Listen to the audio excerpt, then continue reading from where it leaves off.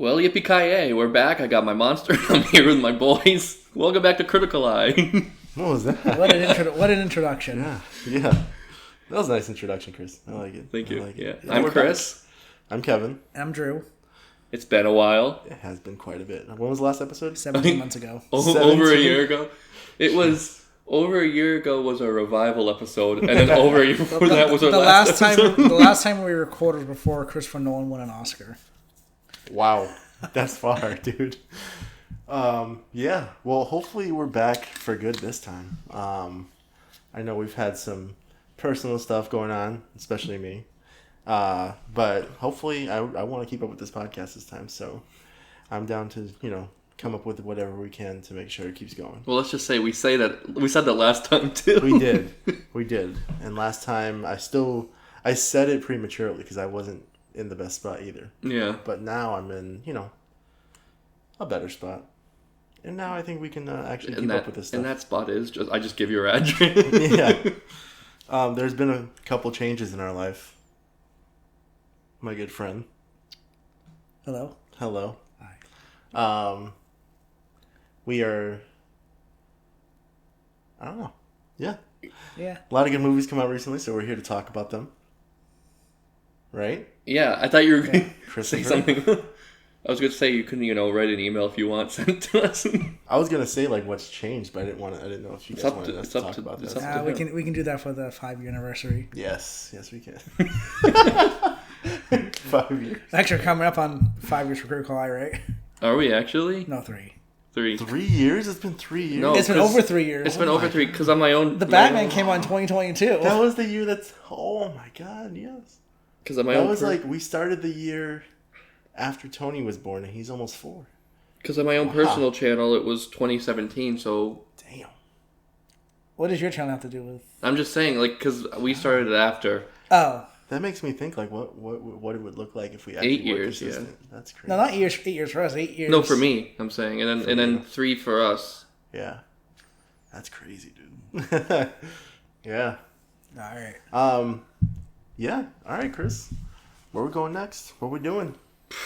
I gotta pull up that forum real quick, boys. I thought you were prepared. Come on, Chris. I thought you were I thought I prepared was for too. this. Hold We had a on, whole I'm a part of conversation way about too many. this. There it is. Oh. Let's see. Our first topic we have listed is, our 2 or 3 favorite movies of the year so far. Catch up on Missed Time. Yes, we wanted to catch up on Missed Time because we haven't made an episode this year, so we wanted to talk about 2 or 3 movies that we thought were our favorite this year. There's been a lot of really good movies this year. I started... excuse me. I started letterboxing, and it is a lot of 4-star movies, 4.5-star movies. One of them is Sinners. And I'm sure you guys agree that Sinners is one of the best movies out this year. I really liked it. I liked it. Yeah, that was pretty good.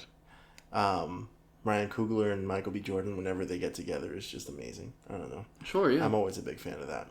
And it's a different kind of movie than we're used to with Ryan Coogler, because it's not like a Black Panther movie. I was like, did he also do like Black Panther 2?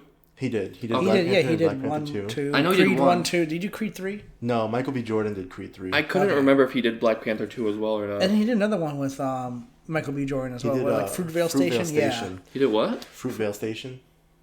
Oh, yeah. That was a good one. I didn't see that, but yeah, I do, yeah. But this was his first... I feel like this was his first movie that's like sci-fi kind of horror. You know what I mean? It's also his first original movie, right?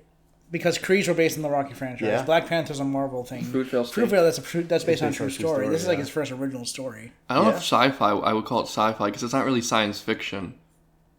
That's fair. It's like a thriller, period piece. Fantasy. Yeah, like a period drama thriller. That's a lot. That's a lot of categories. The music was But great in it. The music was fantastic. All the performances were great. I feel like it was Jack O'Connell's big, coming out party as like this really good villain. Everything about that movie I thought was fantastic. I loved it from beginning to end. F1 was one of my favorite movies this That's year. really good. That was one of mine too. When I first heard about it, I just knew it was going to be a great movie. Well, as soon as they were like, hey, it's the same director who did Top Gun Maverick, which Top Gun Maverick was also one of my favorite movies from that year. Mm-hmm. What year? 2 years ago, right? For Top Gun Maverick? Yeah. 3 years ago. 3 years ago.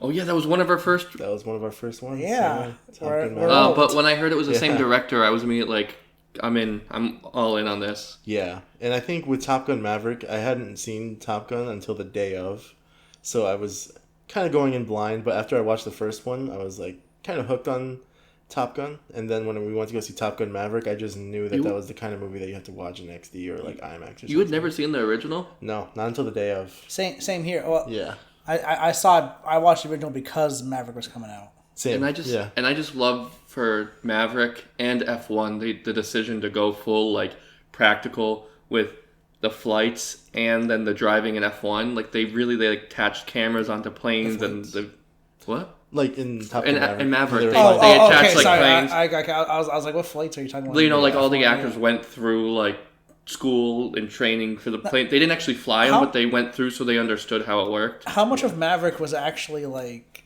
practical? Because I thought a lot of it was So- actual real flights, but then like What they did is they had like an actual pilot up front, and then they just set the camera up so it looked like the actor was flying. that's what I was thinking too. But then like when I was seeing behind the scene footage, they had a lot of footage of the actors like Tom Cruise and the others like with green screens behind them, and they like green screen the backgrounds and them flying. I mean, knowing Tom Cruise, I'm sure some of the flights were like actually him. Because he knows how to was fly like actually flying helicopters those- and stuff. So Yeah, because he's crazy. So knowing him, he probably did learn how to fly a jet for at least a few of the scenes. I don't think he did the scenes where he was flying upside down. for or, like when F1, he it was flying all through. they actually raced on like the real track. You know, it was Yeah. like they But filmed. not Brad Pitt, right? No, I don't. Probably not. Probably Brad not Brad Pitt. They probably used a stunt driver.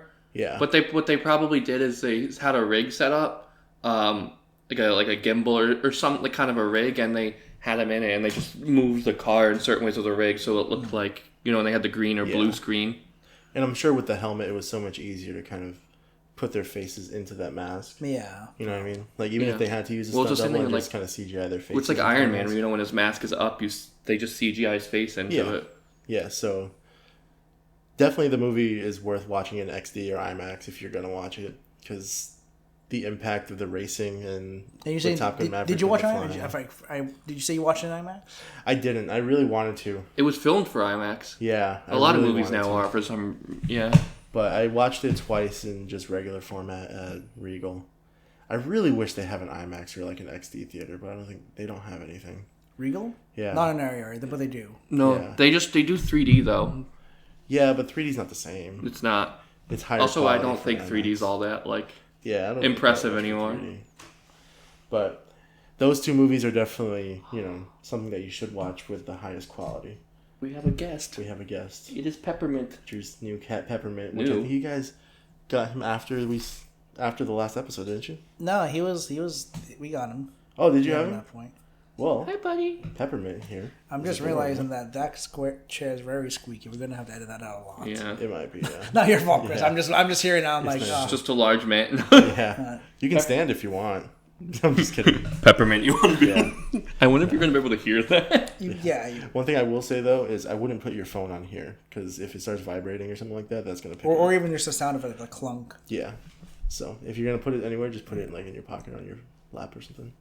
I wonder if the bar stool will be quieter. You have to do it this time. You don't have to do it we can this figure time. out next time, but Yeah. I could just think stack out a few pillows and just sit on them. Yeah. we could set a blanket underneath the chair.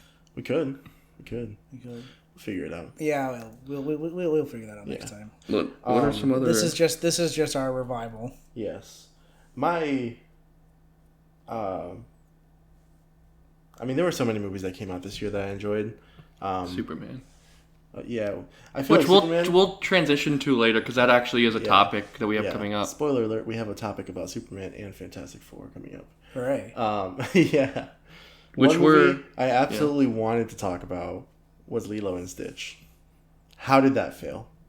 That was like the easiest thing for them to make into an easy like live So it action. wasn't good. They changed too much. They changed way too much about that movie. If you had just done like shot for shot in live action that they did in the animated movie, you would have had a good movie. Look at How to Train Your Dragon. I would have disagreed. That's exactly what I they would did. have hated if it was probably even more if it was just shot for shot. Yeah. Because I don't like it when they just like do the exact same thing. Like It the looks- Lion King, that was Yeah. pretty much shot for shot. Although somehow it was 20 minutes longer. I don't know how that. I don't know how that happened either because it was pretty much like exact. except for like one or two scenes. But yeah. Yeah, that also wasn't good But though. I do at least commend Lilo and Stitch for trying to do to be different. Although then I say that, but then you got Snow White, which also came out. Ooh, That was way different. Kino. No, I'm just kidding. It was awful. Yeah. Lilo and Snow White was much more different to the original source material than Lilo and Stitch was, and I hated that one even more. Yeah, I think my biggest issue with Lilo and Stitch was that they took so many big plot points out and they took so many big plot details out that I was angry. And it seemed like they did it for budget, which makes sense because you don't want to No jump. go over your budget. This is also filmed during the strikes. Was it? Yeah, that actually Zach Galifianakis in an interview said that he couldn't like ad lib any lines because when actors are on strike and they're filming movies, part of the things that they can't really put in their own input or like ad lib lines to try to like make the movie better. They just have to do what the script strictly says. Gotcha. Yeah, because technically, then you're writing technically. Yeah. Or you're supporting an issue Yeah. that's going against you. That's what they're arguing. You're breaking the whatever they call it. Yeah. That makes sense. Because it did seem like a lot of the changes that they made were to kind of save money on CGI. Like not having... Well, we should probably say that there's spoilers in this For podcast. all movies we're talking about. Right, so every movie that we talk about, they're probably going to be spoilers that we talk about. One of them being that Gantu wasn't in it, the main villain of the original. Did I say Jumba before? I think you did. I meant Gantu. Well, Yeah. Jumba also isn't in it, but I also meant Gantu. Well, since Jumba is now the villain. Yeah. Yes, Jamba's now the villain, but also with those two, Jamba and what's the other one's name? The like Pleakley? Pleakley, yeah. Jamba Juice. Pleakley. To save money on CGI, apparently they just gave them human suits To be instead of having like. I didn't have any problem with that because it's in a live action setting now, it would have seemed way too out there for these alien looking creatures to walk around Hawaii without anyone questioning it. Yeah. So I was fine with that change. I would have liked to see what it would look like with them at least trying to look like. I did though. Yeah, I mean, maybe a scene of them like trying, and then like someone screams and sees these monsters. And Yeah. like, okay, we got a plan B or something. I will give them. They actually shot like on location, which was nice. Well, that's just a paid Hawaii vacation at that point. Yeah, they shot on exactly. location in Hawaii. Yeah. And like the main actor's a kid, so they can only work a certain amount of hours a day. So the kid got a super long vacation. Yeah. I did like to focus more on her sister and how she was basically thrust into being a mom after their parents passed away. Well, then Lilo gets sent to like CPS after. No, she doesn't. And I thought Yeah, she does. into the She gets the sent foster system. No, she doesn't. Yeah. Remember, She- so her they sister. put up for adoption. So Nani can go back to school. No, they gave her to the neighbor. Remember? Didn't they give her to the yeah, neighbor? yeah, but they had to go through CPS to do that. Yeah, it's Yeah, but because it's not CP, like- because she got turned. It was very brief, but like it was a very brief transition. But she gets turned over to CPS, then the neighbor adopts. Yeah, but it's So, not like- like she's going away forever. Like Nani No, can but still just see until her. she's old enough and Nani's done with school, Yeah, which that was not in the original. yeah, which I thought was interesting because, like, in the first. I mean, in that situation, it makes sense, but for that them to make that a choice in the movie, I was kind of like, oh. Which I didn't understand why they didn't just do that to begin. Like why Nani didn't like think of that to begin with, because she was already dating what's his name, David, right, or whatever his name is. I don't think they were dating. I think they were just friends. But he definitely was into her, and they made that quite clear. But like, but even then, like his mother or grandmother or whoever she was, the guy's name's David, right? yeah, I think so. I don't remember. I think it's David. Let's just call him David. We'll call him David. But yeah, It's not David. like We're a- sorry. But- yeah. His mother or grandmother or whatever she is kept telling Nani that their family come to her for anything. Like the second that happened, I'm like, why doesn't she just ask her to take care of Lilo while she has to go away? yeah. And then I thought that was gonna be a reason, like maybe Nani will overcome everything and be able to take over. But it's like no, they just did what they should have done to begin with. Yeah. And they could have avoided all that whole situation. Yeah, feel that like- makes sense. This wasn't what this topic was. I just realized what It the wasn't, thing said but in I just Discord. wanted- Our two or three favorites Yeah. of the year so far. This was kind of the opposite, but I just wanted to touch on that one because that was one of the movies I was kind of excited for, and then I got really disappointed with it. But it turned out to be one of the highest grossing movies of the year so far. It was across $1 billion. Yeah, but I think it got beaten out by I think F1 or Mission Impossible, No. one of them. No? Besides a Chinese movie that came out this year, Lilo and Stitch is the only movie that made $1 billion. Besides a Chinese movie. Yikes. and Niza too. I have no idea what that is. Me either. It's the 5th highest grossing movie of all time. Well, Jesus. It came out this year. Well, maybe we should watch it, dude. Maybe we should watch that movie. It sounds like it might be good. Talk about like RRR. That's a But yeah, let me. If we're okay with being still distracted. Yes. For the minute. Yes. Drew. You got 1 minute on the clock. Go. Oh, that one. Which one? If you want to. I've seen. Oh yeah. Yeah, do you know I was playing that movie? I've seen clips of that one. I've Do you never know actually who's seen playing in it? No, it's. it's- Oh, that's what you Jesus. just said to him. I was like, did they have like Yeah, the English dubs? How much is it It made? grossed almost $2 billion. Actually, I think that's outdated. Let me. So it's the highest grossing this year so far. Worldwide is. All time. I think if we go to all time, it gives a better. It kind of looks like a Pixar almost. Yeah, that's crazy. That's a really international movies. They make so much money. Yeah. Well, RRR. You remember that? I haven't seen that one yet. That was good. That didn't make the highest gross. No, but it was really good. Yeah.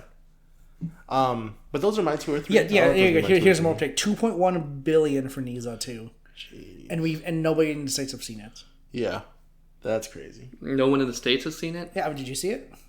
I don't know. I don't know if my neighbor. Maybe my neighbor saw it. Did you see it? I haven't seen it. I haven't. Yeah, well, Or we're the only people in the States.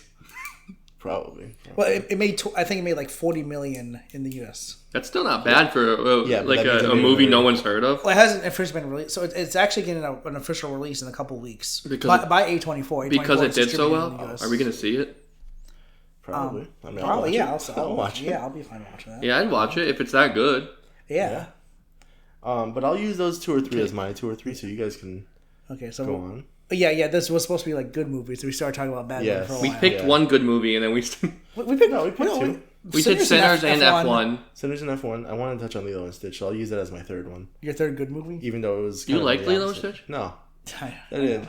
But I thought it was of note where I'll put it in my list. If we later go into that about like movies we were disappointed by this year, I do we're- have some. If we have time. I was if Well, we're we just could do doing 2 and then 1. if we're just doing 2 or 3 notable movies, then I'll probably change my list a little bit. We could do like Right. 2 good, 1 bad if you guys want. Sure, I already got one for that. All right, perfect. You go ahead. No, go ahead. yeah, I'm sorry. I'm looking at my list. Somebody talk. Okay, my favorite movie of That the year was so a far. spike. That was a big spike. Yeah, thanks, Chris. What? No, the thing just spiked. Anyways, My fault. Go for it. my favorite movie of the year so far is Superman. Okay. Yep, always been a big fan of James Gunn's work. Yes. I was actually a little skeptical on how he would tackle the idea of Superman with his style, like his like goofy, like lots of music style. Yeah. I didn't think that was going to fit well into Superman, and luckily he didn't dive too deep into that. I thought it was nice that there's really only one like musically fun scene with Mr. Terrific. Yeah. And I thought that was enough for the movie, and the rest of the songs that happen, like don't feel like they're trying to like be all too choreographed. Like the only other instance I can think of was at the end with Punk Rocker song playing with the circling Superman's while he watches his parents. Like I think something like that worked really well in Superman, and I think that they should keep it up like that. Yeah. What did you I give agree. Superman as a rating? I give that 4.5 out of 5. Okay, that's what I think, gave it. yeah, and I think this is actually no. I'll get into that later because we had another discussion on this. Yeah. Later. I'll save the rest of my thoughts for it. But Superman so far is my favorite. Yeah. My second favorite is Warfare. That's I what like that one a lot, and I think you may have had some issues with Warfare if I remember correctly, or not issues, but you didn't think it was as good as you were hoping. I didn't think it was as good as I was hoping because I'm a big Alex Garland fan. He's Yeah. probably in my top 3 favorite directors out there right now, and like I love Civil War, I loved Annihilation, and Ex Machina is probably in my top 3 favorite movies of all time. Men was a little weird, but I thought Warfare was different than I expected. I thought it was going to be more of like a big war movie. That's what I was expecting too, and that's why I liked it more.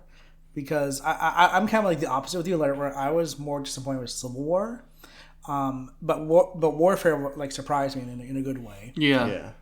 So like I like that way. Kind of both war movies by Alex Garland. We both have like I same think- idea, different movies. Yeah. So I think that's fun. No, I feel the same way, Drew, because I think with Warfare, it was like, for me, I liked how it felt. Well, I mean, it was based on like a true story, but I think how it felt so real, like you were in the action. I think it was. that really was it- added to it. Well, was the whole movie real time or was like a lot of I forget the whole, but it felt like it was real time. Like shot in real time? Well, no, like every minute was 1 minute. kind of a thing. I think No, I think there were some cuts. Well, oh yeah. I mean, once they get into the peril and the explosion happens, they cut the cuts for a while. But then from there, But like from like the sniping and stuff, like remember when he's in the building and he's laying on like the bed and he like out the window. I think that was all like this is how long this took because it felt like it was taking a while. Yeah, I did enjoy that they were like goofing around a little bit. I mean, you gotta do in that situation. Yeah, it made it feel less tense. Like, oh man, these are just. It didn't seem like these are just boys playing around. Like they were definitely soldiers, but it felt like they were a little bit more human than just we're gonna bomb this place and who cares, Like I mean? if we were out there, we'd probably be sitting around with our sniper rifles, filming a podcast, waiting for those terrorists to come by. What's up, guys? It's your boy. Yes, we would. I'd be like, that was a great movie. Oh shit! But I thought that was a really unique way to approach a war movie, and I really liked that approach. Yeah, I think I was just more expecting it to be a higher scale. And that's why I was just a little bit disappointed. Because a lot of his movies are big scale movies, like Civil War, like Annihilation, and Ex Machina. But it felt a little bit smaller scale than I was expecting, so I just didn't really like it that much. And I also thought Joseph Quinn was going to have a bigger role. Because Joseph Quinn, I'm a huge fan of Joseph Quinn right now. And I thought he was going to be more of a prominent character, but he didn't really turn out to be that big of a character in the movie. You know what I mean? Yeah. So I was a little bit disappointed at that. Was he the one that got his legs blown off, or was that someone else? He was one of them, I think. He was one of the ones that got like blown up a little bit. He was the one who he was laying on the ground and they were like, oh, there's somebody here. He's really hurt. He's like, that's not me, right? That's not me. He's like, no, you're fine. Yeah. And he's like standing there with his legs backwards or something. Yeah. Like that. He's like, no, you're good. You're not hurt. You're fine. I thought that part was kind of funny. I mean, they're trying not to let him freak out, Yeah, because his blood pressure goes up, and he's probably gonna have a heart attack. The poor guy. Yeah. Yeah. I'd say for me, Superman was also one of my favorites of the year. Mm-hmm. I have Warfare on that list, but I want to be a little different, so I'd say Bring Her Back. Yes. If you don't know, it's the guys who did Talk to Me. If they're two guys that started on YouTube, Rucka, I think. Are they actually YouTubers? Yeah, they were. Yeah, Rucka. I think that's what it's called. Rucka. I think that's interesting. The Danny and Michael Philippou. Yeah. No, not Rucka Ollie.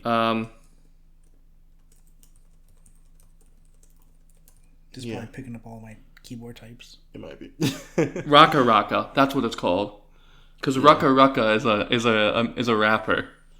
That's not what he's talking about. No, it's Rocka. RICK. Oh, the Rocka brothers. Yeah. Yeah. Danny and Michael Philippou.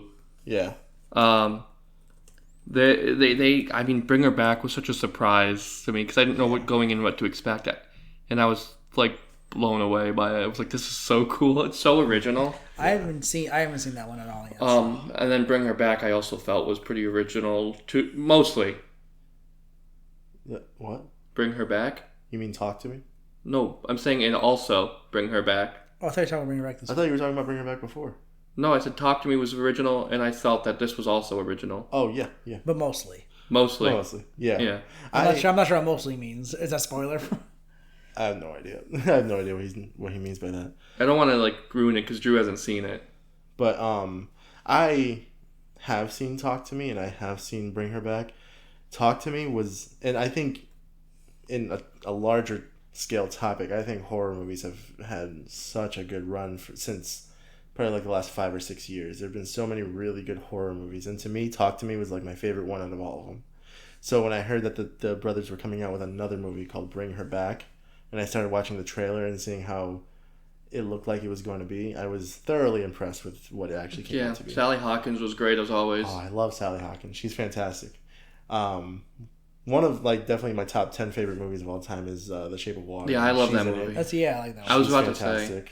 I was at Doug Jones's panel yesterday. Yeah, I was did you meet him too? You got his autograph? No, I didn't get his autograph. I went to his panel. Oh, nice. Yeah, he was talking about his performances, especially with Shape of Water and stuff like that. I almost called him Doug Walker, but that's the nostalgia critic. Yeah.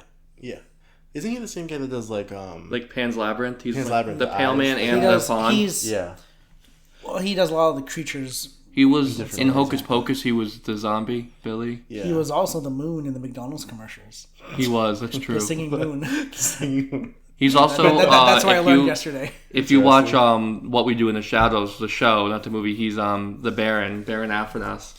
That's the older one, right? The one that's like in the coffin. Yeah, with the white hair and. Yeah. So yeah. Hey, have you finished the show?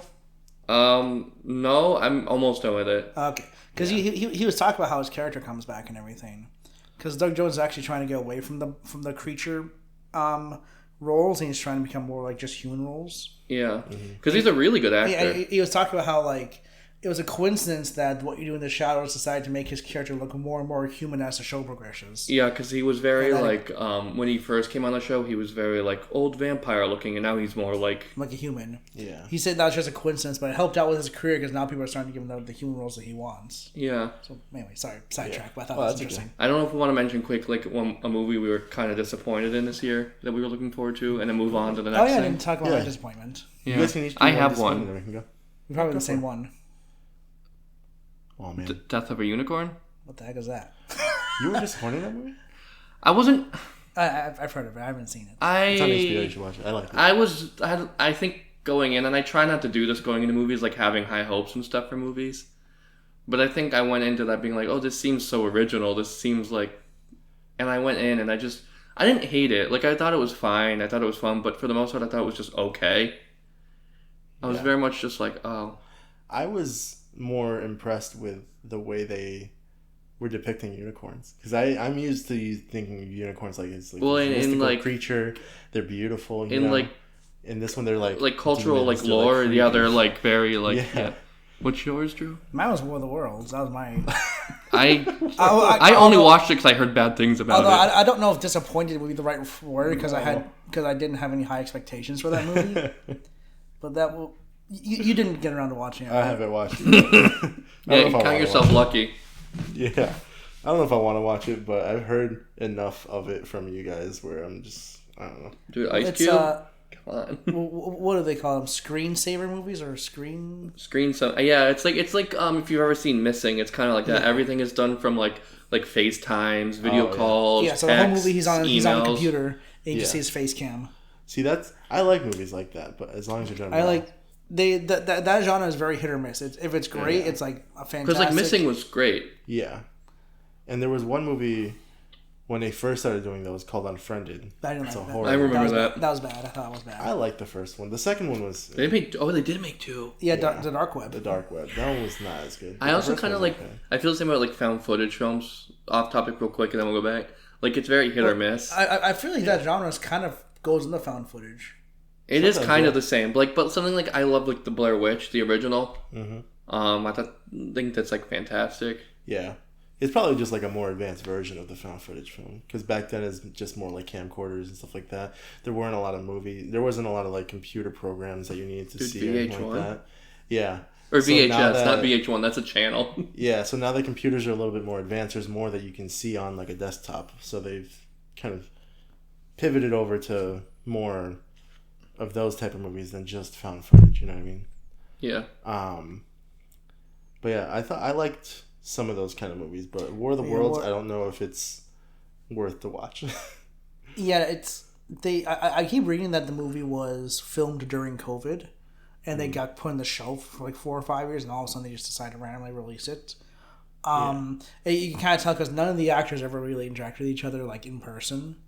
The whole movie, like I said, it's on a computer screen with Ice Cube. He apparently can hack the world because the movie starts with him yelling at his daughter because he goes, "I've seen what's in your fridge." He goes, "How do you know?" He goes, "I can hack into your fridge and see what's inside it." He goes, "You need to eat better." And it's like, this is our protagonist. This is the guy who's supposed to be rooting for. He's yelling at his pregnant Yeah. daughter for eating unhealthy. That's weird. That's really weird. And then all of a sudden, yeah, I don't know if we want to go into spoilers with that movie. We should probably, if you get around to watching it, I think it'll make a fun segment for a future podcast. Yeah, I'll probably watch it at some point. There's some movies that work really well when it's just one actor and he's like the main focus and there's like a few other actors around them but they're mostly just them. Like, have you ever seen The Guilty? No. Wait. The one with Jake Gyllenhaal? Jake Gyllenhaal. Yeah. I like that movie a was lot. fantastic. And it's literally just him in a room. There's like a few cops here and there. There's a few like small little other And then the shots. only other person is like a voice on the other line, on the phone. Yeah, But it is, for the most part, 90% of the movie is just him. it's good. And it's fantastic. But one of my he's favorite constantly actors. talking to people throughout the entire movie, though. Yeah, but it's not like different sets or different, like moving from one place to the other or this and that. It's just him, and he's a what's it called, like a dispatcher or like a Yeah, he's a dispatcher. He's like a 911 dispatcher. like a essentially. 911 operator, and he's helping this woman who seems like she's in trouble. So he's going through all of these different channels to try to help her, and he's talking to other people. You can hear them, but they never show her.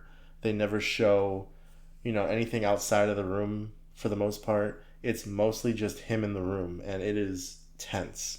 It's such a Yeah. good movie. I loved it. It's a remake of a movie, actually. It's a Swedish Yeah. film, I think. Yeah, I've originally. heard about that. I gotta check it out. But yeah, another one like that is Locke. I don't know if you've seen that one, Tom Hardy. Oh, I have forgot not. it. Yeah. The whole movie is he's in his car driving. He's like calling different people while in his car throughout the entire movie. Even as Tom Holland. Tom Holland plays his son on the phone. Oh yeah, Remember that movie with it was like, which was it Shia LaBeouf, where the whole time he was like on the phone, and she was like, the voice was like, if you don't do this, this is gonna happen. If you don't do this, Are you talking about Eagle Eye? is that Eagle? Is that what it was called? That's the one where like the AI is talking to him, Yeah. which actually going to be coming up, right? yeah. We'll have another. It's a discussion about AI in film. We Yeah. could check Eagle Eye off for that box to discuss. We could. To add a discussion. Yeah, If we that'll be wanna- on. That'll be on another podcast. If we want to just move on to the next thing, real quick. Yeah, you guys both had Superman as your One of our movie, favorites this year, as one yeah. of your favorites, which moves on to our next topic. It's Out of Superman. curiosity though, but how was Superman on yours? On mine, I think I gave it a good 4 stars. Okay. 4. I don't remember if I gave it 4.5, but I think I definitely give it 4 at least. It was one of my favorites at least, because bringing it to our next topic, I thought Superman versus Fantastic Four. Yes, Superman and Fantastic Four came out in the same month this year. I felt like they had a lot more than just being a good movie on their plate.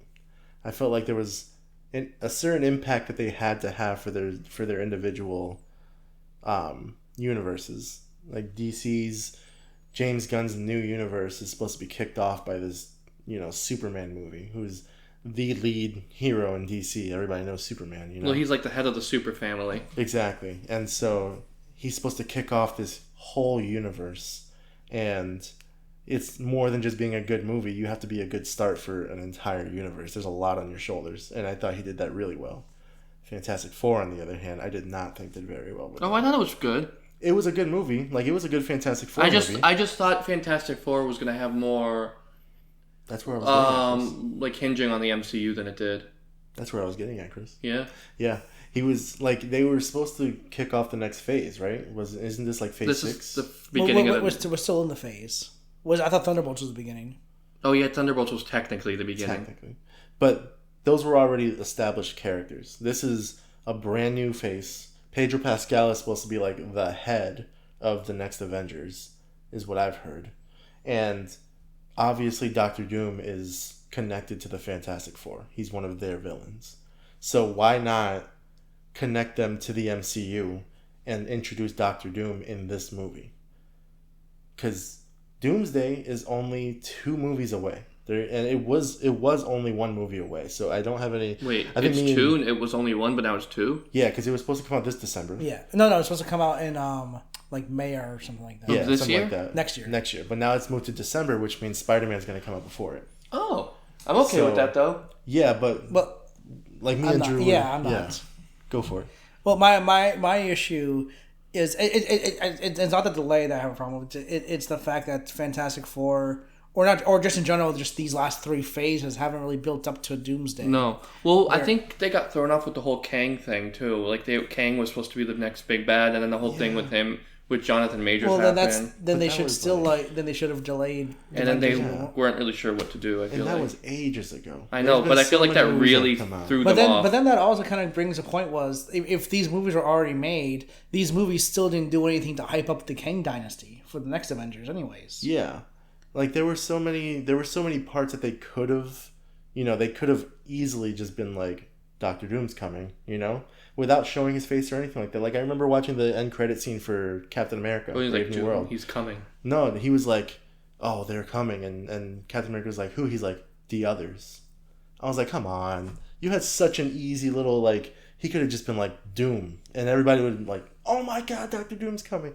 Like, that would have been such an easy thing. This Or he guy could have can just been like apparently- Doomsday. Yeah, like, this guy can... Well, Doomsday's a little too on the nose, but... like, this guy can apparently see into other universes. He's not seeing Dr. Doom? He's apparently setting up Secret Wars instead of setting up Doomsday. Because if he's saying the others, I'm thinking like the Skrulls or like variants or people who are going to come from other universes. He could have easily just said Doom. Or, I think we talked about it, the three of us, about how like Fantastic Four, we expected it to go and it didn't go. I wanted the Fantastic Four to lose in this movie. I wanted Galactus to rip their world apart and for them to have to use either Franklin or something that Reed made to jump to the MCU. That way they come in as like this broken family who just lost their entire universe and they're on this redemption kind of arc where they need to defeat Doom. They need to save Franklin because I feel like Dr. Doom is going to come after Franklin. That's the reason why he's going to take over the multiverse. Well, yeah. So I felt like Because he's in the end credit scene. Yes, but even without that, I felt like they should have gone from their timeline to the original timeline, and then Dr. Doom would have followed them, trying to get Franklin. But they are also this broken family now who need to work their way back up and who need to kind of prove themselves again and save Franklin from the most powerful villain out there. Yeah, right now. there was this thing in the movie that they were doing where they're like, we're gonna move the whole Earth. We're gonna put it because he was why not? I keep wanting to call him Richard. Reed. Oh, Reed? Yeah, I was gonna like Richard Reed. No, Reed wanted to. He was building those bridges to like other universes. And remember they had them built all over the world, and they were gonna like move their Earth to like a different universe to protect it from Galactus. Just take Bikini Bottom and push Put it it somewhere else. Yeah. I thought that was how they were going to end up in the MCU. Yeah. And then Galactus starts destroying the machines. Yeah. There were so many things in this movie where you're like, oh, they're going. Like, they're going to the next timeline. And then they didn't. Mm. And even in Thunderbolts, the end credit scene was the Fantastic Four. Yeah, so I'm still curious how they're going to So end up. Excelsior. what I read was the director of Fantastic Four, when he watched Thunderbolts for the first time, he had no idea about that end credits scene. When he watched it, he was like, "Wait, how did my characters get there?" Well, like that's- Yeah, because he which already made the movie. actually connects to Superman because Yes. one of the things that James Gunn has said that he hated about, I don't know, maybe hate's a strong word. One of the things he really didn't like about Marvel was the end credits scene set up for the next movie because the directors aren't told and writers aren't told about these setups. So like when they come out, they're just expected to write that in. Yeah. Well, that's why in Superman, they're purposely pointless end credit scenes because he doesn't want to set things up because he doesn't know he knows where they're going, but he doesn't want to put these directors and writers Yeah. at disadvantage Like, of having yeah. to write around the end credit scene that the previous movie made. Like in Yes. Superman, you know how Millie Alcock's Supergirl shows up?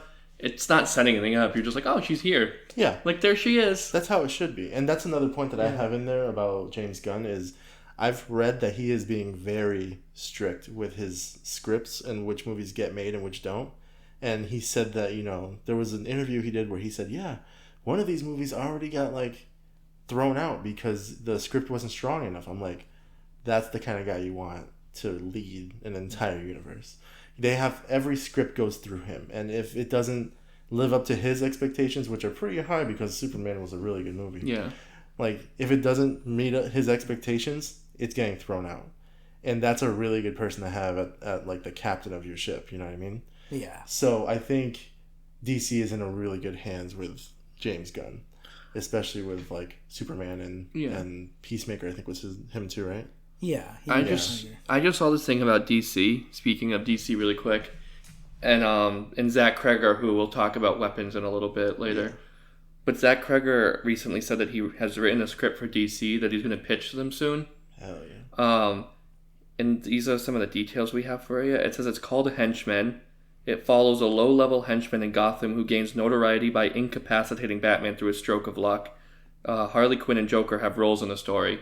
That's all we know so far. And I'm like, that sounds really interesting. So is that going to be part of the DCU or is that going He said it's going to be in the universe I think, but it's not like the superheroes or villains. It's just like a one-off. Like That's funny. I did a scene when I was in college in an acting class that was like a henchman that accidentally killed the superhero, and then he had to.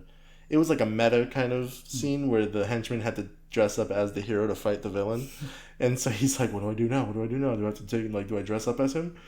And they're like, "Oh man, we just killed the hero. He's supposed to have this whole fight scene," and it's like that sounds really similar to that. So he says that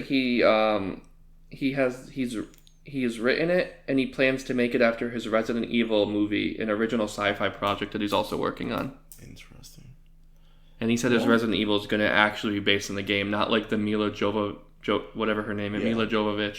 But wasn't that the last one we saw based on the game? That was awful. Yeah, but this one he's like That was really the Raccoon City one, right? Yeah, the Raccoon City. this one he's I like haven't really seen that digging into the source material, really like making. And I was like, good, we need a good Resident Evil. Yeah.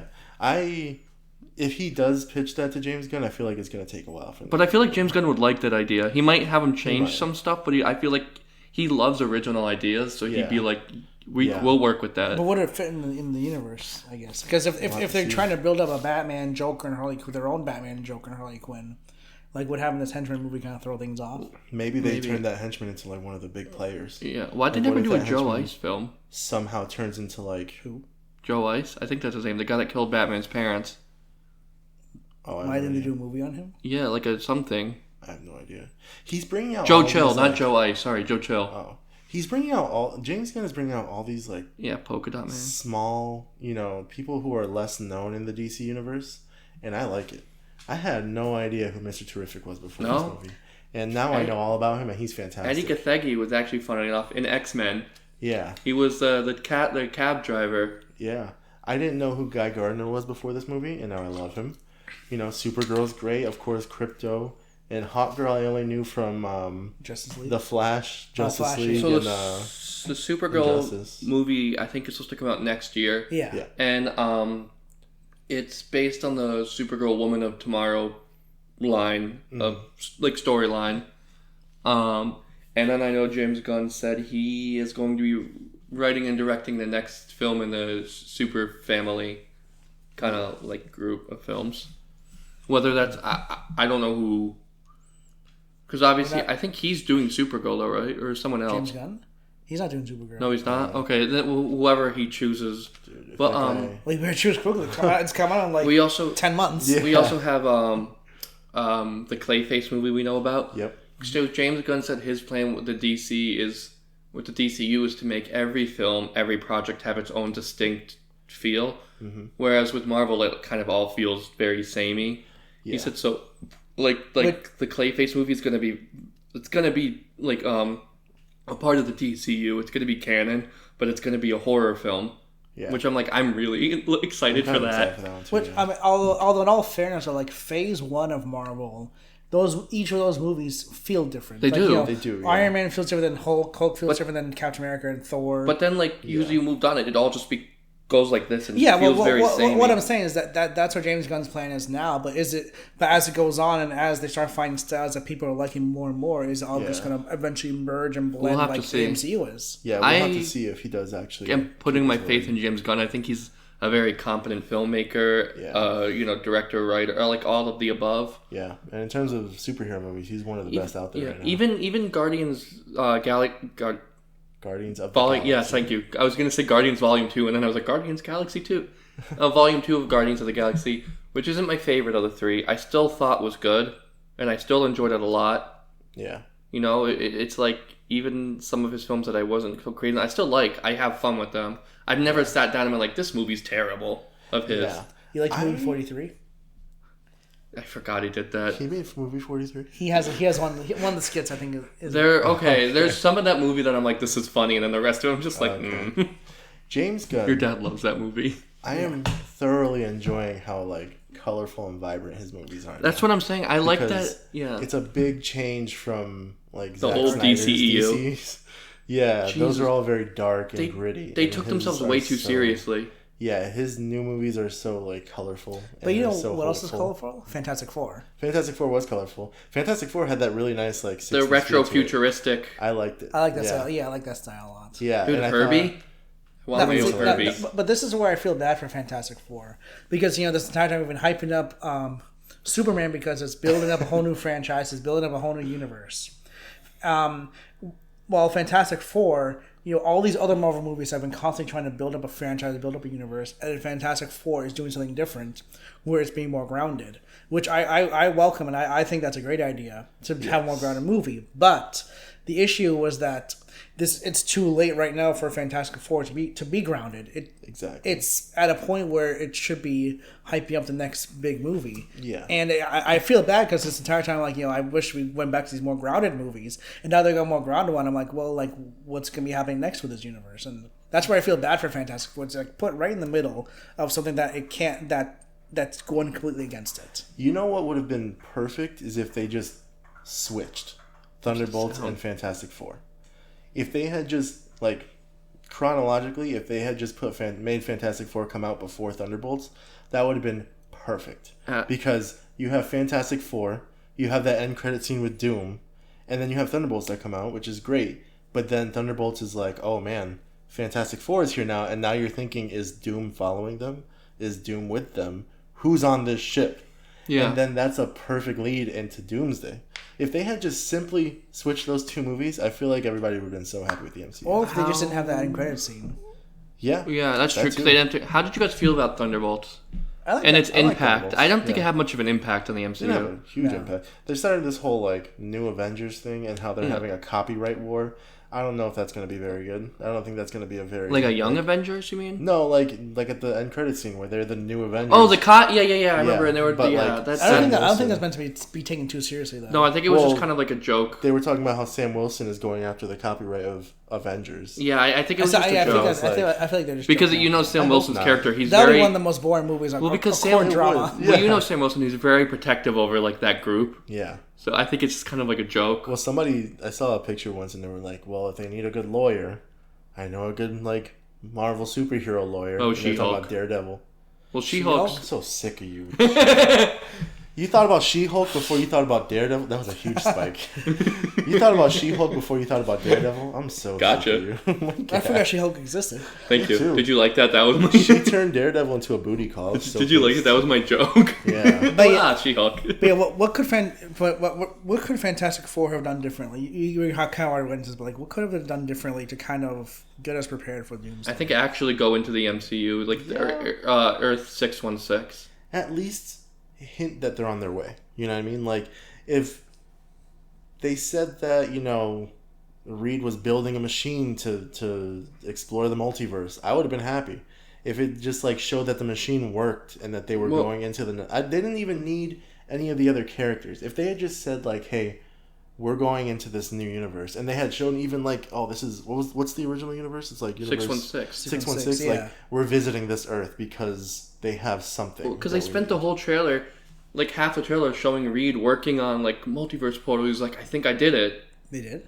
I don't remember in the trailer, he's at the whiteboard and the chalkboard, and if you look at it, you can see stuff that he's working on. It's bridge to other universes and Was that a major part of the trailer?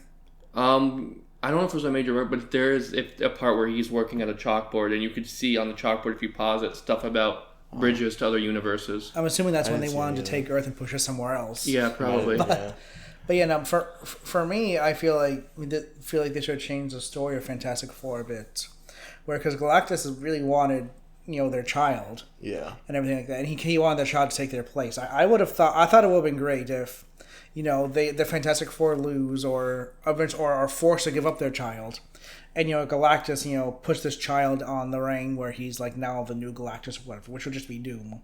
Mm-hmm. And then the idea would be that the child rapidly grows because you have to explain a way for this Doom to be an adult. Oh, yeah. And then what I would have thought was, Galactus would have spared Earth, but Doctor Doom would have not spared Earth. He would make what Galactus said he'd spare, but I never did.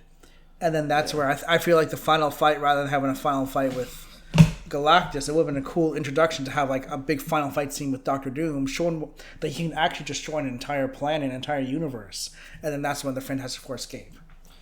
Yeah, that sounds like it would have been a good one. But first of all, they probably can't afford Robert Downey Jr. Yeah, I think anyway, I would have liked them to lose.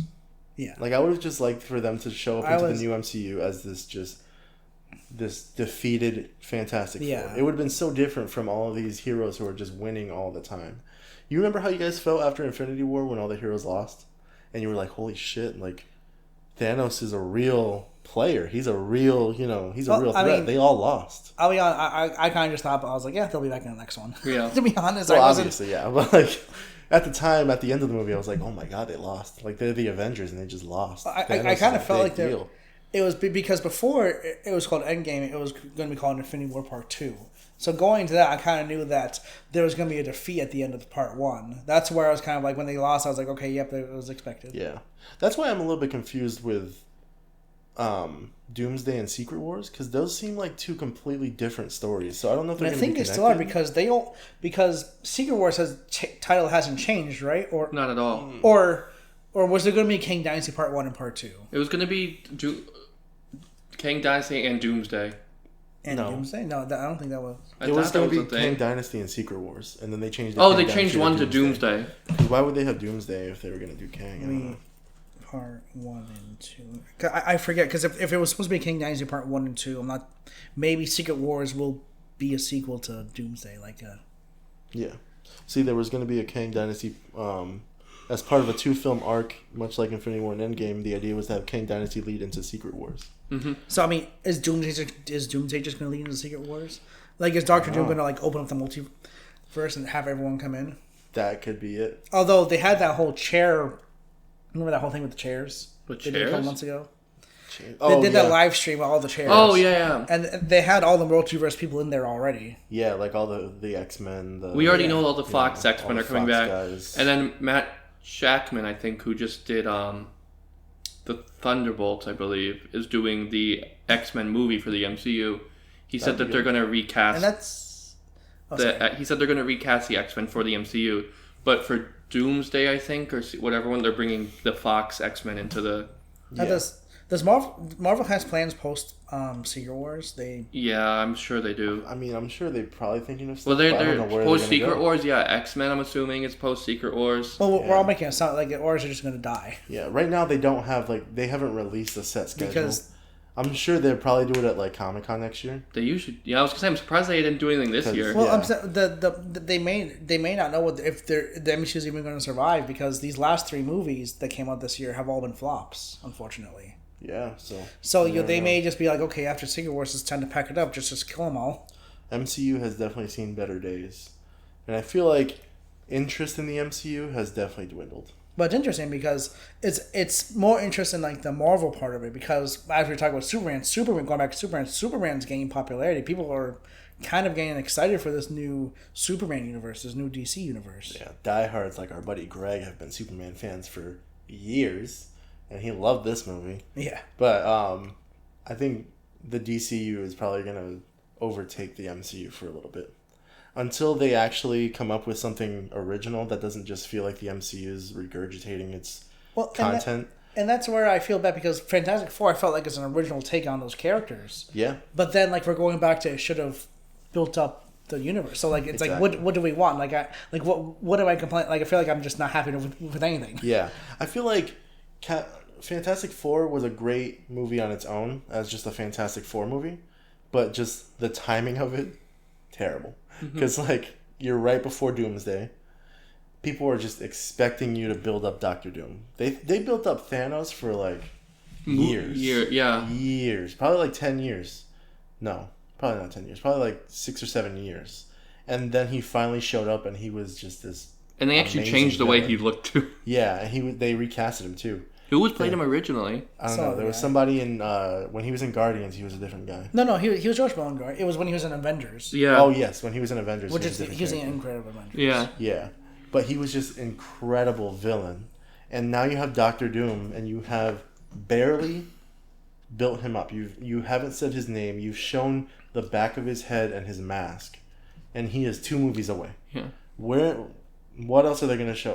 The only other things they have besides Spider-Man are the shows. So there's Wonder Man's coming out. Oh yeah, I forgot about That that. could possibly show him somehow. But it would be weird to have a TV show focus on expanding Exactly. the story. And That's why it's Spider-Man was weird. supposed to come out after Doomsday, Anyways. so Spider-Man probably already I think they're filming Spider-Man right now. Yeah, and John Bernthal just wrapped filming. but they're not going to Punisher, rewrite right? the whole script of Spider because Spider-Man's supposed to come out after Doomsday. So like they're not going to rewrite the entire script of Spider-Man to lead up to Doomsday. They're probably just going to throw in another cheap end credit scene like they did with Fantastic Four. Is Mark Webb doing this Spider-Man 2 or is someone else doing it? I have no idea. Mark Webb, who did the last 3 Spider-Man movies. No, he didn't. No, he did Amazing Spider-Man 1 and 2. No, I think he did the... I thought that.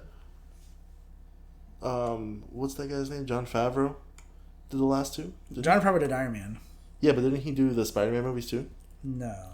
John Watts, my bad. John Watts did the last I was 3. thinking Mark Webb did Amazing Spider-Man. Yeah, John Watts did the last 3. Yeah. I have Is no he idea. doing this new one? No idea. I have no idea. Oh, and he But- did Final Destination Bloodlines, which I just watched last night. That was a good one. I thought that the reason why Spider-Man was supposed to come out after Doomsday was because it was supposed to be at the same time Doomsday was happening. That's why Tom Holland's name wasn't on those chairs, because he's not in Doomsday. Was he not? He's in Secret Wars, though. Yeah, but now that Spider-Man comes out before Doomsday, everybody's going to be confused as to where Spider-Man is. They're going to be like, where the fuck is Spider-Man? Why isn't he in Doomsday Well, I'm sure if he the- came out yeah. before Doomsday? It's not Well, going they to make did any that sense. with Ant-Man. Did that too, where Ant-Man and the Wasp took place before Infinity War. Like you had Infinity War, then Ant-Man 2 came out, which took place before Infinity War. And remember, he got stuck in the quantum. Yeah, so I mean, And the they- end credits scene, yeah. I mean, Which is why he wasn't they could, there. It could. The new Spider-Man movie could be taking place before Doomsday, Yeah. and then maybe end credit scene he goes to some other universe and gets Tony and not Tony. might. What's his But speaking, Toby and yeah. speaking of Thanos, Josh Brolin and Silver Surfer Julia Garner. We haven't finished this one yet. I know where you're going with this. I know where we're going with. Before we do that, though, just to make sure I get everything done. Superman did win, I think, in July. Yeah. Superman did win. Although won- Fantastic Four was a good It won in movie. the box office and won in the story. It won in our hearts. He's America's hero again. Yes, he is. America's ass. But yes. Before, Kevin. Silver Surfer, Julia Gardner, and Johnny Storm scenes in Fantastic Four Yeah. had me mesmerized. I loved those two. The special effects in Fantastic Four were really good. Yes, I want to see more of those two characters together. And now we have another. Oh, can we? I knew, huh? Can we see them together? Who knows? We'll see. But Joseph Quinn did fantastic as the Human Torch, Johnny. and now we have another young, funny superhero, along with Spider-Man, along with all the other young heroes that are She-Hulk. coming out. No. Now. I don't like She-Hulk. I don't like. I was gonna say. I don't. I want to stop swearing. Because on she's this a woman, podcast, but- Kevin. No, it's not because she's a woman. Because she's one of my green. favorite It's because heroes. she's. One of my favorite heroes is the Scarlet Witch. I was gonna say She-Hulk, and I was like, No. oh, you don't like the way they I did don't her. I don't like her because just the way they made her entire show, and then they turned Daredevil into a booty call. I hated that. How do you have this badass Daredevil, and then he comes into this other show? Listen, everyone wants a little action sometimes. Yeah, but then they made him do the walk of shame. Why? He's Daredevil. Why is he walking in the middle of the street in the daytime without his shoes on? Also, they Full introduced Daredevil costume. they introduced Scar, which is Hulk's son. Yes, and that's supposed to lead up to World War Hulk. It Which is. could be one of the movies that they're doing after Secret Wars because it's not. I'm actually looking for it because that's a really cool story. If you know the story, Well, Yeah. we may find out in Spider-Man because Hulk's supposed to be in Spider-Man. he is Yeah, Hulk, we may find out. Punisher, Scorpion. Yep. Also, by the way, speaking of, I'm excited that Michael Mando's coming back as Scorpion. After Homecoming, they did that post credit scene where they teased Like, him as 10 Scorpion. years later, he's finally Yeah, getting his- and then they Yeah. never used him again, and I kept going, where?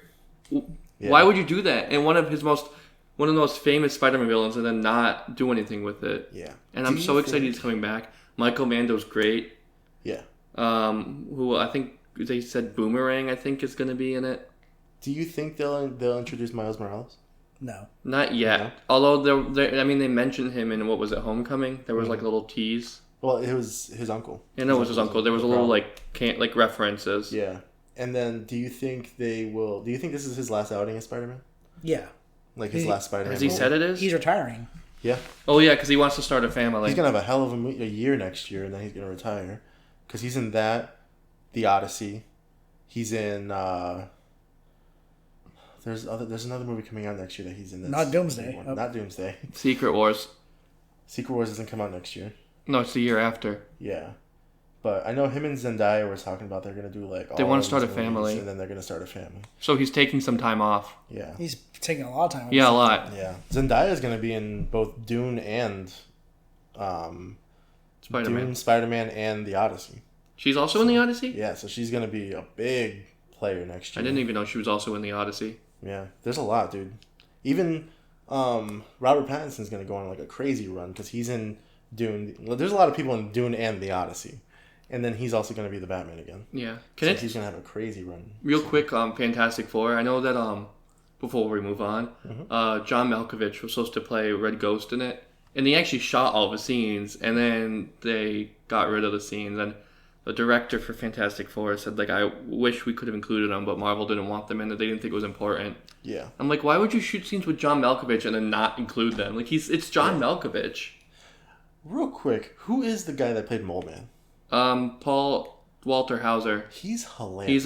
Was in The Naked Gun, Yes, which will he come was. up later. He was in I Cobra love Kai. that guy. He's great. He was in Richard Jewell. I don't know if you ever saw Richard Yeah, Jewell. I That saw was a that good one. movie. I've seen him in a few things so far. He's just great in everything I see him in. He's fun. awesome. Yeah. But I yeah, kept thinking he was the Underminer. yeah, The dude, Underminer. that's what I thought. I Let's was say like, we got a live action Incredibles with Fantastic Four. Then we got live action Cars with F1. This has been a great Yeah, year. yeah, This has actually been a pretty good year for Disney live action remakes when you think about it. yeah, dude. What does the Car Pope think of all this? What is who? The Car Pope. What? Oh, I don't know. Carpo from the last Cars movie, I think, Oh. where he was in his. It was literally just the Pope But in- as a car. But yeah, you were saying that the Silver Surfer. and Thanos And were in a movie Thanos. together. So Josh Brolin, who was Thanos, obviously, and then Julia Garner, who's Silver Surfer. She was, I forget what her name was in Ozark, but she was so cool in that show. Mm-hmm. They were both in a movie together. Now, what movie is that? It's called Weapons. It was Called from Zach Weapons. Kreger, who also did Barbarian, who was a part of the comedy group, The Whitest Kids You Know. Mm-hmm. I Which don't you know guys, anything about that, but you've mentioned that to me. yeah, multiple you guys don't times. know about. No, I don't know. They do I really. just assumed I was the whitest kid I knew, but apparently not. No, they've done. Greg is. Girl, why are you? He's not here to defend I know. I himself. love Greg. You guys are the whitest people I know. God. No, they do really funny skits. But and then we also mentioned he's writing a film for the DCU that he plans to pitch, and he's doing a Resident Evil film, and he has an original sci-fi project coming up that he was working on. Yep. So he's very busy. He just came out with a film called Weapons. Yes. If you don't know, Weapons is about a group of children from a classroom. It's about a classroom of 18 kids, 17 of them in the middle of the night, 2:17 in the morning, get up and just run other houses into the dark, never to be seen again, all at the same time. And Well, not the never. movie is about what happened to these kids, where did they go, you know? Yeah.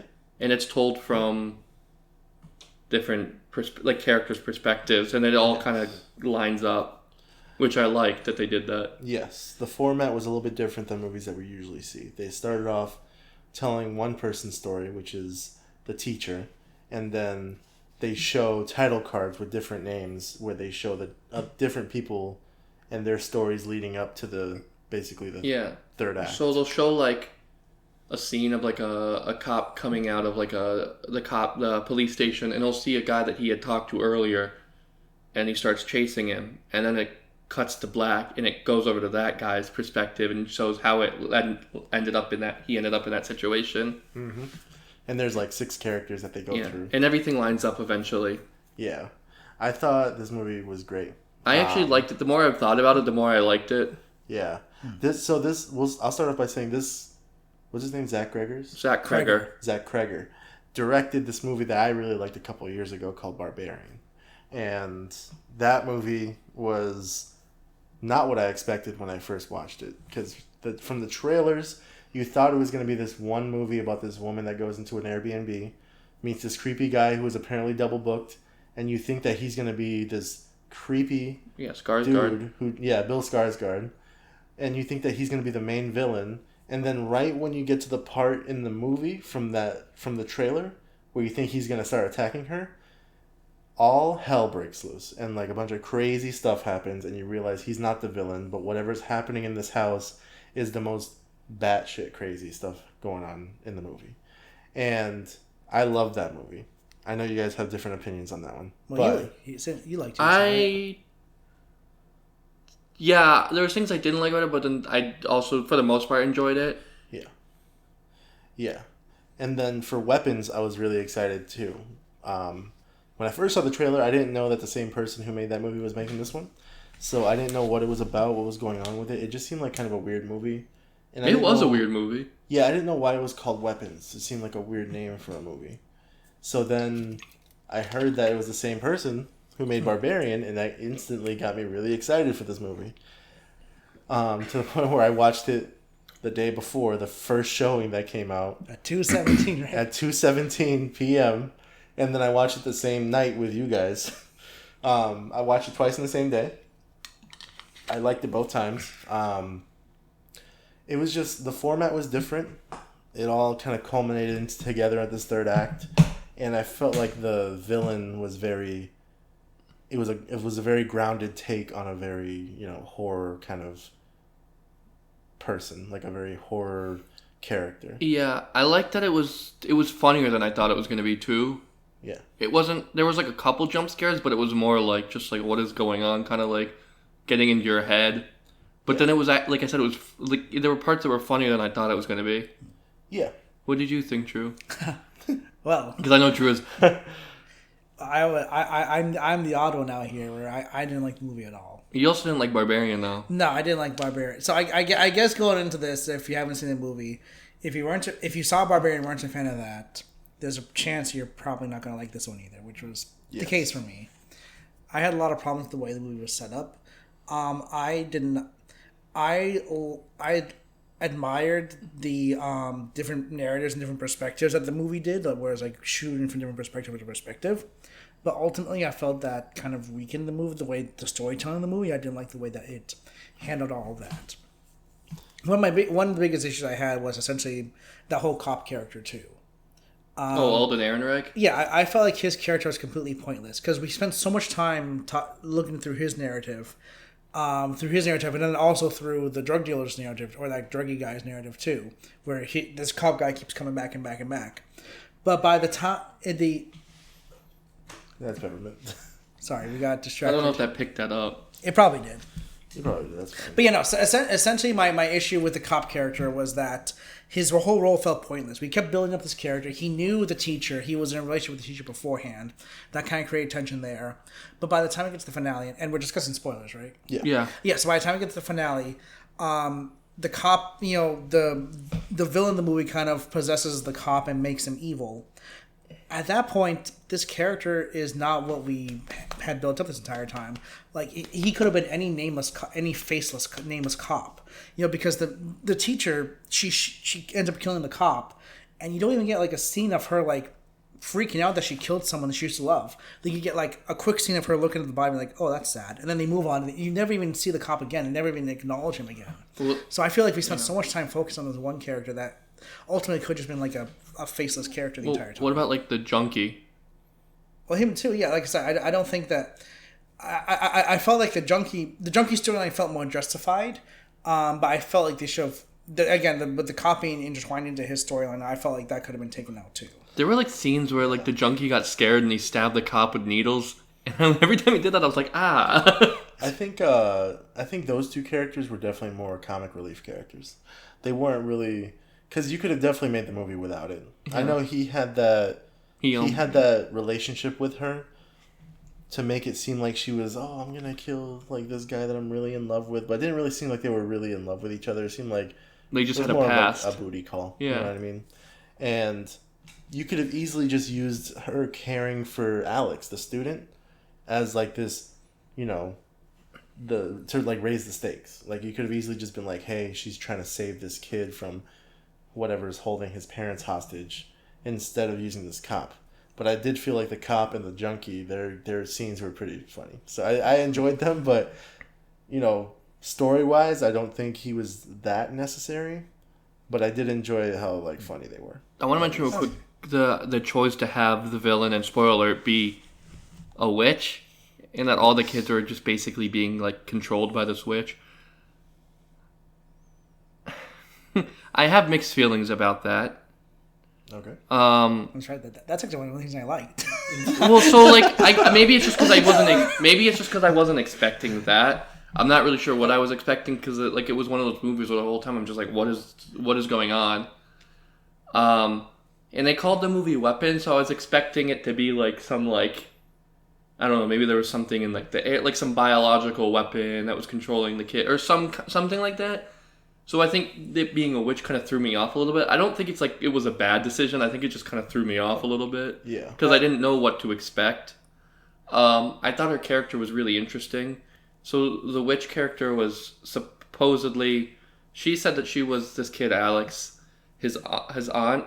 But then another time she said great aunt. So the mom said great aunt, I think, right? And then she just said aunt. I mean, I've intertwined great aunts and aunts before. But I don't think that matters to me. I have a theory that she probably was a part of the family, but she was much older than she was saying she was. Yeah. Because there was a scene where she went into so Benedict Wong is also in this movie. He plays the principal of the school. She went into Benedict Wong's and his husband's house. And they knew who she was. They knew that she was Alex's aunt. But then she said something about, the parents can't meet you there because they wanted to meet with his parents. She goes, they got a touch of the consumption. And I don't know who knows this, but consumption is what they called, I believe, tuberculosis before they knew what tuberculosis was. So I think they discovered tuberculosis or what it was like in the 1800s at some point. Yeah. So my theory is that she's much older, or she goes further back than she really was being honest with.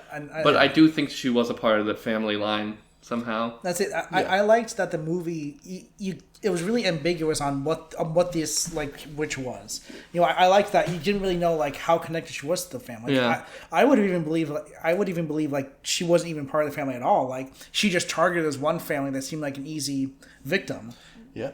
Yeah, because even the mom was like, they're like, I don't think she came to her wedding. I don't really remember her that well, but Yeah. That's how like I feel like, and she probably did some witch voodoo stuff to make the character believe that they were a distant family member. I also like when she's doing the ritual to kind of like control the people. Yeah, they didn't really go into deal like this is how it works. They were just like this is what she does and it works. I mean, they did show how it worked when she was doing it on Benedict Wong. Yeah. They showed how she did it, but they didn't go into detail about how it actually worked. I mean, they didn't go into the history of how the trees and stuff like that. Yeah, they didn't go into. But they showed enough for them. I'm like, okay, like this is believable to where the character will be able to do this, and I like the ambiguity of it. And then the kid, like watching her, was able to do it himself too. Yeah, that's why I think they showed enough to where when he did it at the end, you were like, oh, I know what he's exactly doing. what he's doing. Yeah, and I did see a post that said they might make a sequel. He wants to, and I was like, I know exactly what they're gonna do because he still has control over all those kids. You never saw him put that thing into the water or anything like that. You just saw them destroy her, take their, finish whatever they needed to do, and then go home. And then he said at the end the kids said that only a few of the kids have started talking. Yeah. So some of not only, they said already a few. So I think it's implying that they're all going to start to feel better. But I guess they also said that Alex is still feeding his parents. Well, I thought they got institutionalized. Yeah, no, they said that they were still being fed, but he moved away. Oh, that's what he said. Okay. He went to go live with another family member. The real aunt. With another aunt. Yeah, they were like with another aunt, and this one is apparently better. This one treats him well. I don't think that's a high bar to. Exactly. But yeah, with those kids, like another issue I had was essentially the title of the movie being called Weapons. Now, by the end of the movie, if I understand correctly, it seemed like it's called Weapons because, the witch and even the kid were able to use these characters as weapons to fight people off and to fight what they want. I think it's commentary about how a lot of time, and this is what I saw too, and I can see how a lot of times children are like weaponized online and in general. What? Wait, how are they weaponized? I just saw something about being how like children are weaponized, and it's a commentary. There, let me see if I can find it. I was gonna say my thought process is that these weren't really weapons. The intent of the children was not to be a weapon. The intent of the children was to kind of heal the witch. So and the fact that they became weapons to fight people off at the end was just kind of like a side effect and kind of just an after thing that she was able to do since she had control of them. I thought a better title would have been just calling them instruments. Yeah, because you can use them to heal, you can use them to fight, you can use them for whatever you want. Just like tools. Yeah. So like weapons just seems like a dumb because.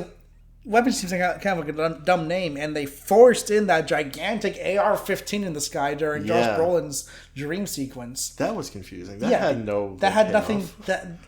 All I thought was, hey, a weapon. Yeah, I was like, oh man, a gun. It's weapons. Oh, maybe he owns that gun. Maybe that's what he's going to use to kill. Nothing came out of that. I was like, oh man. And that's where I get kind of confused too, because Josh Brolin. That father character and the teacher, they were having dreams about this witch, but they had never met the witch before. They had no connection to the witch. I didn't understand how she was they did. It seemed more like it was just forced in there so that way we can get the jump scares of Ronald McDonald because she looked like Ronald McDonald. We just get these Ronald McDonald jump scares, and then when when she approaches the principal, that's when I was like, whoa, like this is Ronald McDonald in the flesh and blood. She did look a little weird. Yeah, it seemed like those dreams were not meant to help the story, but they were just meant to create a moment so that we could have that reveal later on. And I didn't think that flowed well with the story. I thought those two coming before her meeting with Benedict Wong worked a little bit better because you were expecting this kind of like her eyes were sunken in, her teeth were all messed up, her hair was like weird. You were expecting this monster to come out of her, and then she comes into this meeting as just this aunt. And I think I think the way they filmed the way they do that is really good, but it just feels forced from the story. Like it doesn't make any sense for them to include her in their dreams because they knew nothing about this character.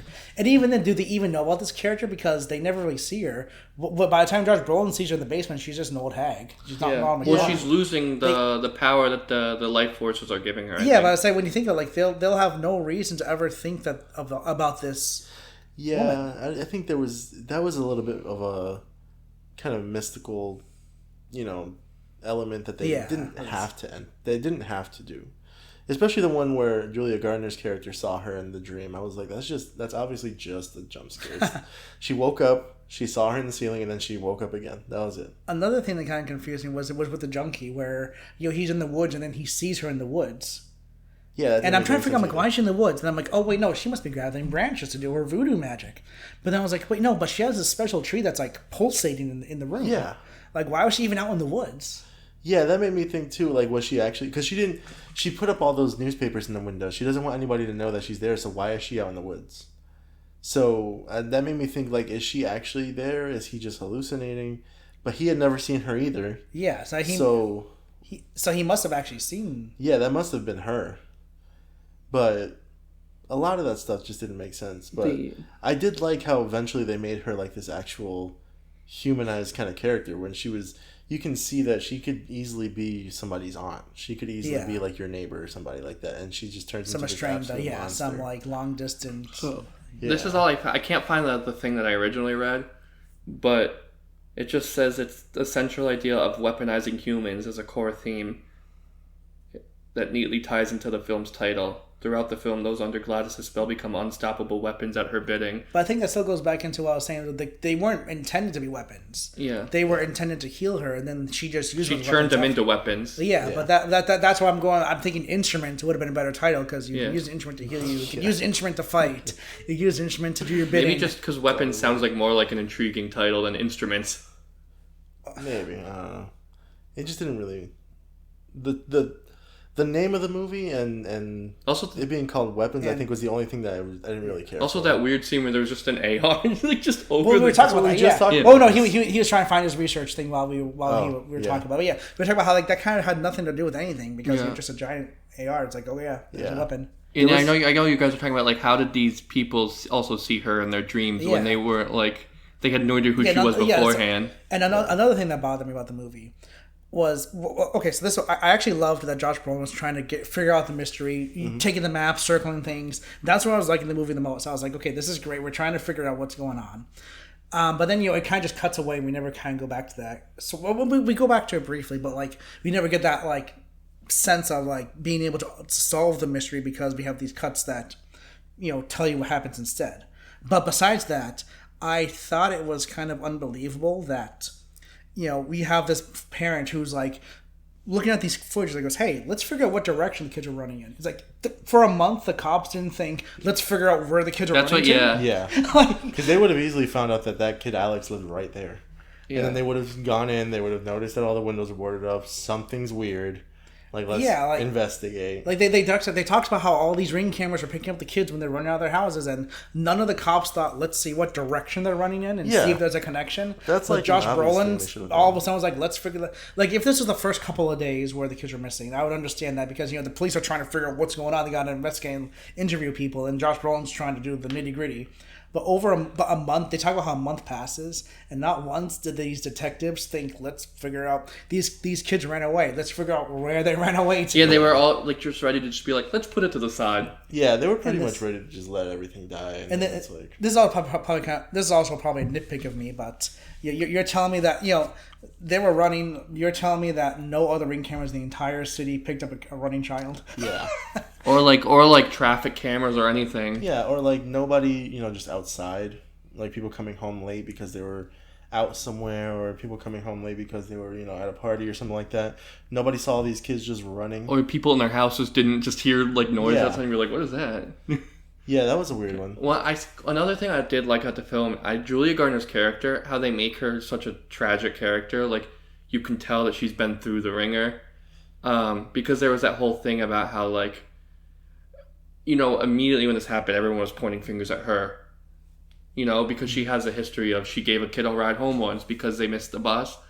And, like, obviously she was doing it from the kindness of her heart, nothing malicious. But obviously if you work in a school, you can't do those kinds of things. So everyone immediately was like, she has a history of doing things that are not right, and they were pointing fingers at her. So she was going home, she was drinking every night. She's just such a sad person, and she felt so lonely all the time. Yeah. And I was like, I really like that they did that with her character because it made me feel like sad, like sorry for her. Yeah. One small thing I did notice with that is they told her that, like, you can't do that. You can't, like, hug a child. You can't give them a ride home. And then during Alex's part, when his parents weren't there, the teacher walked by and was like, do you want a ride? I'm like, didn't they just say she can't be giving them rides? She didn't say that. Was another guy. Yeah, but, like, didn't they just say that teachers aren't supposed to be doing that? What do you have another teacher right here doing it for? Well, I don't know. Was he going to give him the ride? I thought he just said, is your ride coming? No, he said, you want to catch a ride? He said, he said, is your ride here? He goes, oh, no, I think, like, they forgot, or I missed the bus. He goes, do you want a ride? Yeah, like, why would... They just mentioned that she couldn't do that. Why are they asking, like, this? Why is another teacher doing it if they know that that's a... I mean, it would be better to have one kidnapped child than 17. No, good point. I'm joking. No, I'm joking. It's like the old trolley question. That's like a small thing that I noticed. I was like, what are they doing? But overall, I thought it was a very interesting film. Yeah. I thought it was very well made.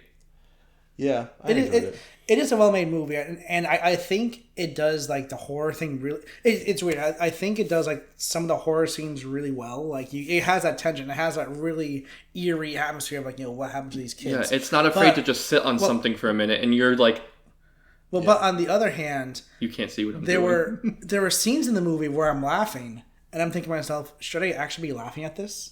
like one scene, like, where you definitely should be laughing was when the witch is getting chased by the kids. That was genuinely running through the houses. That was intended to be funny. Quite funny. And then everyone's like, ah! Yeah, but earlier, like, when Alex's mother's coming out with the scissors, like doing the monster mash all the way to the car. Oh yeah, I'm laughing at that, and then I'm like, wait, I'm like, it's silent. It's completely silent, and like. I'm like, am I supposed to be laughing at this? Yeah, no. Like, And then the audience is laughing too. I heard people in the crowd be like, "Oh!" when she pulled up the scissors. Yeah. And then she stands there, and then she walks around. Like that whole scene. Like, I don't think it was supposed to be funny, but I couldn't stop laughing. And then she didn't even notice that, like, a chunk of her hand was missing. Yeah, there was definitely. I think every part that somebody was like, "What the fuck?" Yeah, that was like throughout the whole man, movie. hilarious. That's like I was saying that all people were saying. But it was mixed. Like, some people were laughing, and others were like, kind of freaked out. And yeah, like, well, I think that's the thing. Is it parts of the film made people so uncomfortable? They were like, do I laugh or do I just be like, what the fuck? Yeah, I think Josh Brolin had the best one. He woke up from his dream. He's like, what the fuck? But yeah, but that was the remember I said that, and then he said that immediately after me. Yeah, I was like, I knew he was gonna say it because I had seen the movie already. But when you said it, I was like, oh, he knows. I was like, he's gonna do it. I didn't know. I just Well, you was, didn't know, but I was like, oh, he's like perfect timing. He just said it right before him. But there were definitely some like funny parts. Like I thought when the cop punched the junkie, I thought that was funny. When he was like freaking out. and he against unplugged his finger, camera. He's and like, he just like shit. And then he realized it was on camera. yeah.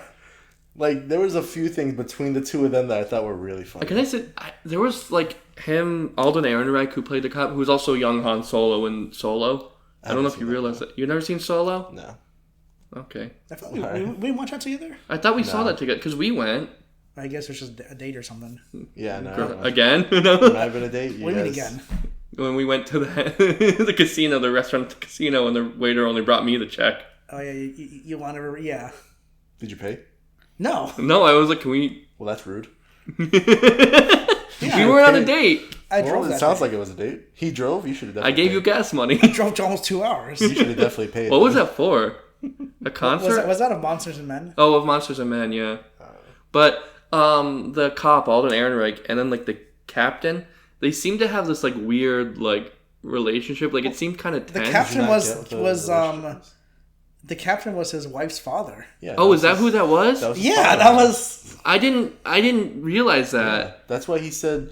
He's he like, was "Are on you the- still coming over for dinner?" No, he was on the phone with his wife, and she was like, "Oh, tell my dad that when I'm coming back early." And that's when he went into the captain's office, like, Hey, "Hey, she's she's coming coming back back- early. Oh, I didn't even pick We're that going up to your on. anniversary." I didn't even pick up on that.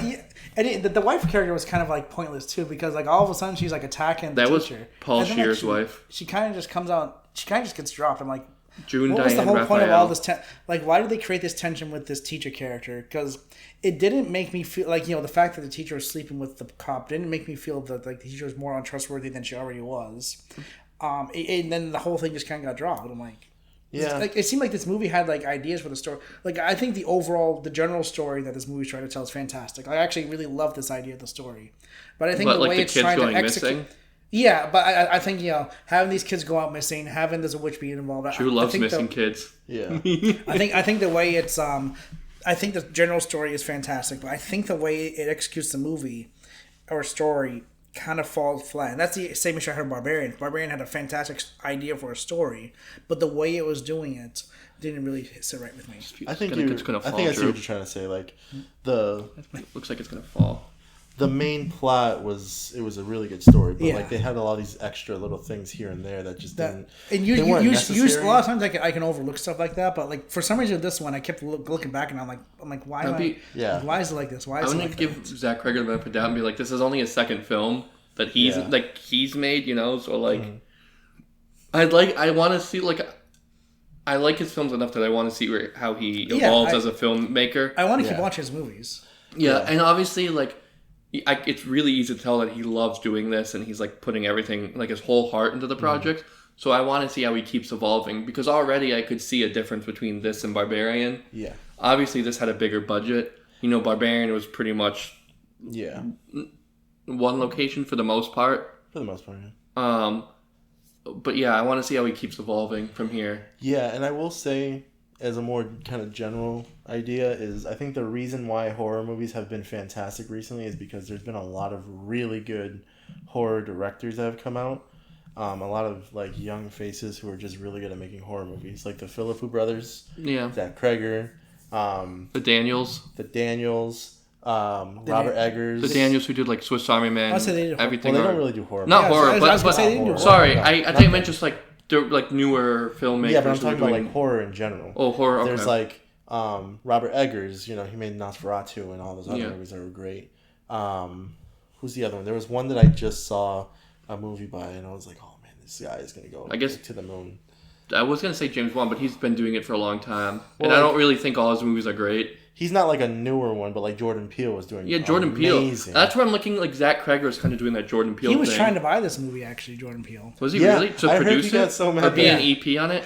Yeah. I heard he got so mad he didn't win it that he like fired somebody. Who I forgot who it was. Was it A20? No. He got the rumors that he got rid of his whole like marketing team or Yeah. hiring team or something. Because he was so mad he didn't get it. Who put it out?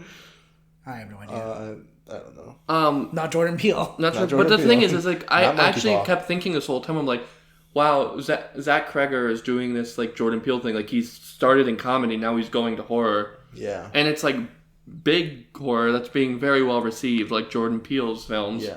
Like, there's a lot of really good, fresh faces in horror that are making original movies, and it's just... I'm enjoying it. Well, I'm enjoying Chris it quite a bit. Stuckman, I don't know if Drew knows who Chris Stuckman is, right? Yeah. He's a film critic on YouTube. Okay. Yeah, he has a film coming out this year called Shelby Oaks. I actually I haven't seen the trailer for that yet. I crowdfunded it. On Kickstarter. We're talking to get an free executive producer.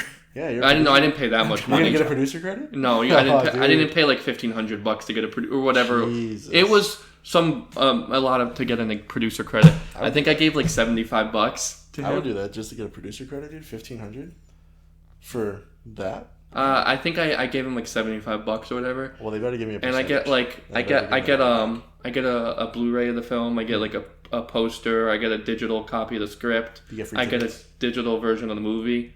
Is it signed? What? Is it? Yeah, I have no idea. Do you get free tickets? I know they didn't do a screening in here. Oh, we always get free tickets anyways because Regal. But... Yeah, Well, it'll probably be a small movie, so maybe I can go to. but something like that, Oh, like that's- right. This is his first like feature film, and it was picked up by Neon, which is like a big deal. Yeah. Neon did Long Legs. They did The Monkey, so they're starting to Yeah. get into the horror. Even more really good movies. And the producer Mike Flanagan, who did like The Haunting of Hill House, Midnight Mass, The Haunting of Bly Manor, he actually had a meeting with him. He's like, I want to be an EP on this or a producer, Yeah. and he got Keith David to be in it.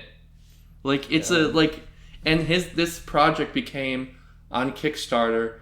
I believe at the time it was the fastest funded project in all of Kickstarter history. Mm-hmm. Yeah, that sounds like So that's I'm Shelby really Oaks, looking. right? Yeah, and it What's the premiered at TIFF. I think it was TIFF. It was either TIFF or Sundance. It's I don't coming remember. out later this year, like a wider release, right? In October, I think. I want to go to Sundance so bad one I year. do too. One year we'll go. We'll do like a week vacation and just go to Utah, of all places. And then, dude, if we go to Italy, we're going to the Cannes Film Festival. You mean France? It's France, yeah. Is it France? I thought that was Italy for some reason. No, It's- Italy if we go to has France, we're going to another Cannes. film festival. I don't remember what it's called. Not though. Cannes though. It's not Cannes. No, but we're going to Cannes. But I think it's a Like smaller Cannes. one. Or Sundance, or there's one in Sundance is in California. I Utah. forgot what it is. I also want to go to the Tribeca one, which I think is Canada, right? What's the Toronto one? That's TIFF. No. Is that Oh, TIFF? that's No, Tribeca. That's TIFF. I forgot I don't know which one's in Toronto. I know what you're talking about. I don't know what it's called. TIFF is Toronto. But- Yeah, Toronto International. Yeah, Toronto International. Yeah. But And then there is Tribeca Film Festival. But getting back on track, right? Me That's in New and York. Chris and Drew have realized this podcast is going to be very interesting now because we have had such different opinions on movies recently. Another like with Weapons and another one with The Naked Gun. I was not a fan of The Naked Gun. I liked it a realized- lot. I realized that upon the second viewing, I watched it twice just to see if I was right or wrong. What? What? You was just looking at me. I don't know. There's not much to look at. You're right in front of us. I know. That's why I'm like, I just looked over and he's just Uh-huh. like, you guys can't see what we're doing because we're not using a Yeah. camera anymore. But Yeah, we're not using cameras if they can't tell. Yeah. So I don't know. Maybe we have blind listeners. So upon second viewing, I realized that it was a lot more of the dialogue jokes that didn't really hit for me, like the dumb, that's not what I meant kind of jokes. But the physical comedy had me cracking up. I thought upon second viewing is a little bit better than I remembered, but the dialogue comedy still didn't really get to me as much. What was the physical? What kind of talking about fighting physical or just like the physical things going on? Like that first fight scene when they were fighting in the bank, I thought was great. During the last fight scene when he was like arguing with the guy, and then it cut to the villain, and then it cut back and it was Batista. Yeah.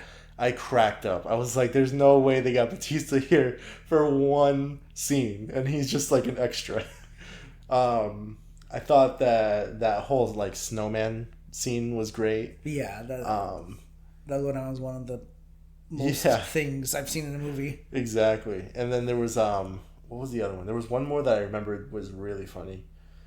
There was some dialogue that I thought was funny, like when he was in the office with the chief, and he was like, "Oh, who's gonna arrest me? A cop is gonna arrest a cop?" She's like, yeah. He's like, is she serious? Is he serious? Like, I thought that was hilarious. What about that whole scene where they're trying to get like one of the villain's henchmen to tell the truth? They're like, okay, we got him. Yes, and that one too. And then she's like, we got him. And then he's like, we got her. Yeah. And then he came up with this whole like story of him like, do you want to be the fart guy, huh? Do you want to be the fart guy? Like, I thought that was great. I like how they just kept handing him like coffee too. Yeah. Like he'd be driving and then just a window would come to the eye with a coffee. And then he would throw it out and get another one. And that reminds me when he's driving and he's like, he shoots out the windshield. Yeah. And then balloons, the people bees, and then the people walking. the new windshield. Well, Yeah. if they did that trope of people walking across the street carrying a pane of glass, and it was a new windshield. It was a brand new windshield. I thought that was hilarious. I love the whole montage in the middle. Now, did you think that was funny the first time you watched it, or was it when you rewatched it where you thought it was funny? I think the first time I watched it, maybe I was in just like a bad mood for something, but I don't remember laughing. Was it because you were hungry, Kevin? No, I think somebody was texting me the entire time, and I was like, "Hey, shut the fuck! I'm trying to watch a movie."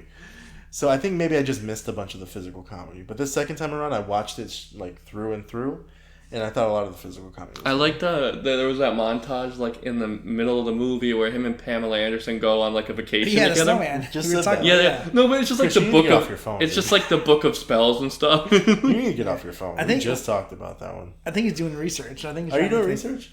Yeah, I was trying to see what I gave. You gotta do that before the episode. I was trying to see what I gave the I Naked saw- Gun because I forgot. Or get a laptop so you can Or get look. off. Exactly. I gave it a Oh, 4.5 it's right on Letterboxd. I gave it a 2.5 to begin with. I'll probably give it like another I- half a star, So, maybe yeah. 3 stars. That way it's over the average. Plot device. All that Oh, like, yeah, the plot device. The plot device I thought was hilarious. and it stood for something. I forgot what it stood for. Everyone did such a good job in that movie. Though. Like when him and the villain were like talking at Eden Tech, and he was like, "All right, now I gotta go." And he walks to the right and then comes around, and he's like, It's the other that way." That I thought was funny. He's like, and he goes cigar, and he goes, "It looks like it." It looks like it. And then he's like, he like says, "Oh, when he's what is it when they're at like the dance club and they're trying to they want to like get into the computer room, and Pamela Anderson also happens to be there, and the villain comes up and they're supposed to be like, oh yeah, we're together. This is And he's like looking around trying to think of a name. What did he call her? He was like something spaghetti. Cherry Fatso eating spaghetti. Bozo eating Yeah. spaghetti. Yeah, Bozo eating spaghetti. And he kept calling her that the entire movie. Yeah. Hello, Mrs. Spaghetti. Hello, fat Bozo. Hello, Fat Bozo. Yeah, some of it was good now thinking back at it. Also, it just took a second. When she went up on the stage and she started singing and scatting. Wasn't she like? She was scatting. She's like chicken something and make it extra. I've never fluffy, heard that boys," term. or That's what something the scat music. It's like what the scoop that is in the bow. I have no idea. When you're not saying real words, that's what scat music is. Yeah, remember she's up there, she's like making noises. Yeah, yeah. So some of it was funny, but there was a lot of like dialogue I didn't really care for, but. It's like improvised singing. It says, a form of jazz vocal improvisation where singers use wordless syllables, sounds, and rhythms to create melodies and solos, effectively treating their voice as an instrument. Yeah. Yeah. Ella Fitzgerald was known to do that a lot. Yeah. And then the interrogation scene with Busta Rhymes where he's like, when he's eating the dog, and then he goes, You served the 11 hot dog. years for man's laughter. Yeah. But then he goes into the corner and he starts like wallowing in his own self-pity, and then he's like, don't do it. Don't do it. Yeah, they He should. eats another one. They're like, why would you do that? He's like, I had 5 more that day. I love the beginning when he sees Pamela Anderson in the police station, and the voiceover comes over. It's like she had a butt that would leave any man begging for any toilet begging for the brown. It was like that's so gross. Or what was that when he's like, take a seat? She goes, no, I don't need one. Then she goes, actually, I will take that seat. And then he takes the whole chair. He's like, have a chair. No, thanks. I have a lot. I also my favorite joke from the trailer, and I love this joke is in the movie when they're in like the police squad because that's what they called the building, and that's what the show was. I don't know if you know, but it was based on a show called Police Squad. Wasn't it based on a movie called? Well, The Naked movie, Gun. the original movie was based on the show. Yeah. Called Police Squad. I didn't know that. Yeah. Okay. So the organization's called Police Squad, and they're in like the Hall of Fame, the Police Squad Hall of Fame. You know, Leslie Nielsen. Liam Neeson's like looking at a picture of Leslie Nielsen, who's supposed to be his father in the movie, or in the world, and he's like, "I miss you, Daddy," and he's like saying all this stuff, and it's like going down like the road, all these people looking at pictures of their parents from the older movies, and then it gets to OJ, and the guy's just like, nah. Which that guy, I thought he was gonna be a bigger character from the trailer. I was like, that's Nah, a funny joke. I Maybe think he's that's gonna It keep was just like a going. quick Yeah. gag, but I thought that's a really funny joke. Was his dad like a bigger character? Well, OJ was in OJ the originals. was one of the main characters in the originals. Yeah, that's why I thought, why not him? He was being hilarious in the character? other. They want to make sure they distance themselves as far away. He- They wouldn't even put a person of color on screen. that was like the OJ Simpson. Oh, I didn't Yeah. know that was the Yeah, OJ. that was I thought the that OJ. was just No, the Some OJ guy named OJ? The Yeah, I thought it OJ was some Simpson guy wasn't. named OJ. Was That's why that was Oh. funny. Is that it's funny to you now? It's funny now. I was confused. I was like, what are they talking about? Who He is doesn't that guy? remember the Ford Bronco chase down the I was like, 93, whatever it was, Yeah. 95. Originally, watched I was that like, live. I was like, maybe I should watch the original movie so I know what that joke means. And then I didn't realize that was him. Okay, Well, that makes my- more sense. While my friend was being born, or after he was born, his mom watched that in the hospital. Yeah. Or when he went into the bar and he saw Cody Rhodes. Do you know? Yeah, the you guys know wrestler. Cody? Yeah. The bartender, he's Cody Rhodes. He's a WWE champion. Anyways, but I know you don't watch wrestling, right? No, I don't. Yeah. You know, he put the rag in and it kept moving. No, when he was like, "You shot my brother in the back." Yeah, that was- that could be thousands of people. He died, or he's like, he got messed up, or whatever. Hundreds, 50 at least. He was white. Oh, you're this guy's brother. Like, that I thought was so funny. I cracked up on that one. But there was a lot more that I don't know. It was. I like when he was lived good. the V8. He goes, "You recorded over my TiVo. You recorded over whatever."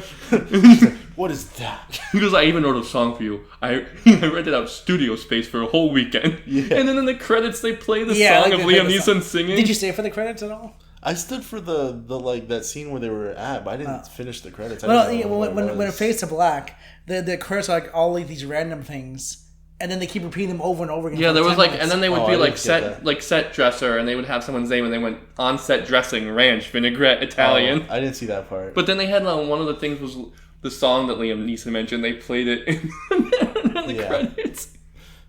I had a lot of fun with that movie. Yeah, well, I have a soft spot for those kind of movies. I've always liked Airplane's that one of my kind favorites. Yeah, Airplane's one of my favorites as well. Maybe it's because I just never seen those movies before. We should show you Airplane. Wasn't there a movie called Police Squad?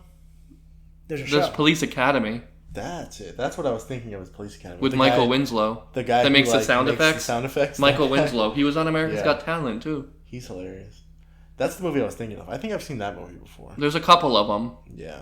I But gotta we watch should it. show Kevin Airplane sometime. I'm down. Yeah, I'm down for it. It's not very long. that'd be a good segment. Like we make somebody like two of us have seen a movie and a third person hasn't seen a movie. We make them watch a movie and ask them what their thoughts are. Yeah. That'd be I a should cool do that for you guys for John Wick. You guys have only seen the first John Wick movie. So disappointed. I'm just kidding. I'm not that disappointed, but like, I tried to talk to you guys about Ballerina, and then you guys were like, "Oh, we've only seen the first." Well, John I Wick. saw Ballerina, I was but like, to me, oh, like no. I didn't even care that much about it because I've only seen the first I John was gonna Wick. say, you skip all the John Wicks and go straight to Ballerina. Because Yeah. it's a spin-off. What You the don't need hell? to see the other. Did you even watch Ballerina show? There's a show? Oh, yeah, there was a show. I thought it was just... I forgot there was a show. No, I haven't I seen mean, it's it. not called Ballerina. It's called The Continental. That's why I was like... But to be fair, I've also not seen The Continental. Because I heard it's not as good, so I didn't want it to ruin the entire John Wick series for me. Have you seen the Dune show? Because I haven't seen that. Prophecy? No. Yeah. I've heard it's just okay. Yeah. But it got nominated for an Emmy. Speaking Movies of like Emmys that, coming I haven't out. really watched the shows yet. What'd you say? What the hell are you talking about? Thing. We were just both talking at the same time, so I just kept... You're talking about Emmys though. And it's like... Because, Dune Prophecy got nominated for an Emmy for something. I don't know what. Just one? I don't know what it got nominated. I just saw thought you it. were gonna say something about Emmys. Sorry. The only one that's interesting, and I haven't seen it yet, is The Penguin. That's the only, like, I'm movie interested. I spin-off haven't show gotten Our friend that I haven't Kobe. seen yet. Yeah. That's our friend Kobe, his autobiography show. We're just in Sorry, all the Kobe. people. We're just in everyone who can't defend Chris themselves. is just after everyone, dude. Chris grabbed that M4 from Weapons and just started spraying. Well, it. don't say that. Oh. Jesus. He's coming after Greg. He's coming after Kobe. I'd never go after Greg. My goodness, Chris. No, I'd never go after Greg. You just went after him like 20 minutes ago. Not with the AI. No, I'm just kidding. I wouldn't. Anyway, What's the next thing? Was I thought that plot device was pretty clever. our next thing was something So about. before we do that, where are we with time? We are Do we want to go into 1 this? hour and 45 minutes. Yes. So do we want to go into this next topic, or do we want? Maybe to we save could it? save it for the next thing and add it with the. I'll leave it up to you because it was your idea. Are you okay with us going into this next topic, or do you think we're too long of an episode? I feel like we'll be talking about this next one for a while. So So maybe It we probably can will be add on it in the next one with the actors who, I still feel like the actor. I still feel like both directors and actors should be on their own pot because that might be should be one long grown segment. episode. Okay. So, So- we have episode 2 and 3 set up then. So then, Yes, so then, yes. upcoming movies we were interested in. Yes. But yeah, upcoming. I have a bunch written down here. So, what are you guys more interested in coming up through the end of the year? And obviously not next year, because obviously we're excited for Dune, and we're excited for Doomsday, and then The Odyssey. The Running Man. The Running Man. Is it this year or next year? That's this year. That's this That's year. the Edgar Wright's next movie. Yeah. That's the only reason I'm excited for this movie. Is 'cause Glenn Edgar Powell. Wright is in charge. And Glenn Powell I do really like. I do too. I think Glenn Powell is Have you one of guys those seen the original up-and-coming Running Man? guys. I have, a long time ago. Yeah, I haven't long watched time it for me. recently. Yeah, it's not good. It's a Stephen King book. It is, but he wrote it under a different name. No, I didn't. Yes, he did. It was in the Stephen King section of Barnes & Noble. Because he has a pen. Watch, hold on. I'm confused. Why would he write it under a different name? Because he wanted to see if his books were selling just because of his name. And then when they realized they did, they just put his name back on. Yeah, they just put his name back. Yeah, Richard Bachman. That was his pen name. What? I see Stephen King the Yeah, man. I had that exact book. So they must have With that they exact must have put cover. it back. They must have put it back when they started republishing it after a while. Interesting. Yeah, I'm excited for it. Glenn Powell, I feel like, can easily be kind of like a Matthew McConaughey, where we think he's this like good-looking heartbreaker type of character, and he's gonna Yeah, be look. typecast. But then he shows us that he can actually act, and he can actually do a It's lot. the of original stuff. copy of it. Oh, I had no idea. Interesting. I don't believe you. I just pulled up an eBay listing for 220 20 books. Well, you should buy it. $20. Bring it here next time so we can see if it's real. The Running Man, Richard Yeah. Bachman, first printing. That was photoshopped. I believe it. If you won't show me an actual copy with his name. But yeah, so I'm Running not Man's spending one that's coming. Yeah, that one looks $250. Running Man. One that I'm interested in, and I don't think either of you have seen the trailer for it yet, because every time I mention it, you guys are like, "What is that?" The Roses. I think saw the Roses something about that. That's the one with Benedict Cumberbatch, right? Benedict Cumberbatch and Olivia Colman, and I think it's supposed to be this dark comedy.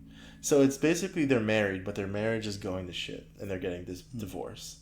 But they Oh, I think keep I saw messing something with each about other. that. Yeah. They keep messing with each other. Like they keep going at it at dinner when they have people over for dinner. They keep like throwing little jabs at each other until the point where they start actually like physically messing with each other. Not like punching each other, but there's a scene in the trailer. I when did he's- see the trailer. Yeah, there's a scene in the trailer where he's like in the bath and she throws crabs in the bath, like live crabs. I'm like, what is this? And then there's another part in the trailer where she's like feeding everybody this dessert, and it has like powdered sugar on top, and then she realizes that he sent her a video, and she looks at the video, and it's like him doing like the bottom of his foot. You know, when people like they sand down the bottom of their foot or whatever it is, and it's just like dead skin. And she's like, and so they just keep going at it. The trailer looks fantastic, and I can't wait for that movie. Obviously, you know, bigger movies like The Avatar, Wicked. For Good. I think is what they're calling it, right? For Not Good, part 2. Yeah. Wicked for Good, yeah. 'cause When did that's they change that from part 2 to For Good? after part 1 came out? Is there a reason, or were they Probably after part one. Well, no, yeah, I'm being serious because they. Well, I mean, they were billing it as Wicked Part 2 for a long time? I thought you were joking because that sounds like such a sarcastic no, answer. after No, he's part being 1 came serious. out, they renamed it to part 2. That I mean, makes they sense. renamed it to Wicked for Good. That makes sense. Black Phone 2 comes out this year. Black Phone 2. 2 movies Caught stealing. are What? caught stealing. Okay, and- yeah, I'm interested. And in then, that one. what's and the one battle after Leonardo? another. One battle after another. Yeah. Those 2 are just, they have a really good cast and they have a really good director behind the helm. So those 2 could be really good, or they could just be not very good. The new Knives Out also comes out this year. I Yeah. keep forgetting about that. Wake Up Dead Man, I think it's called. Wake Up Dead Man. There's a new SpongeBob movie I didn't realize was coming out this year. Interesting. What's probably going to be my birthday movie is Avatar 3. I'm not Fire looking and forward. I'm not looking forward to that one. I'm not, but I'll still hesitant. see it. I'm hesitant because like the second one I thought was really good, but it's been a while. To be fair, it was a longer gap between Yeah, I was the going to first say not and as second long as movies. the first one. But I think the third movie, I don't know what they can do different. Like we're kind of sick of Jake Sully fighting this guy. Now they're just introducing the fire people. The Yeah, Firebenders. the Firebenders. And apparently, the only reason I'm kind of interested is because these fire people seem to have given up on Iwa. And I'm like, okay, that sounds like a very rogue nation type of community. And if they have fire and they're going to fight the rest of these other avatars, whoa. Like, if they're going to fight the rest of the Na'vi and they are just godless people, what's going to happen? You know what I mean? That's the only reason I'm kind of interested in it. But I feel like the Jake Sully story is getting kind of boring now. Maybe they'll probably kill him off in the bed at this point. I think they're hoping that he's going to be this just ruthless leader now because he lost his son in the last movie. And if they do that, it'll be a little interesting because like the villain, the other soldier, he's already ruthless, but he's sort of getting this heart towards Spider. Yeah. But now Jake Sully had a heart, and now he just lost his son. So maybe they switch roles. Like maybe Jake Sully becomes this ruthless leader, and this other guy has a heart for Spider now.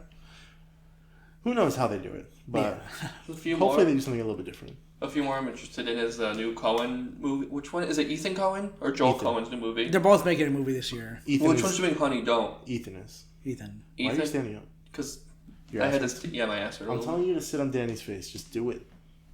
Nobody on the podcast is gonna know what I'm talking about. Don't actually. Can you please explain something? All right, Drew has That'll probably be the most uncomfortable one to sit on. No. Drew has a pillow with Danny DeVito's face on it, and we love it. The Lord and Savior. Yeah. There's somebody else who lives here who absolutely doesn't love it, but It's peppermint. yeah, peppermint. But Danny DeVito is always looking at us for inspiration.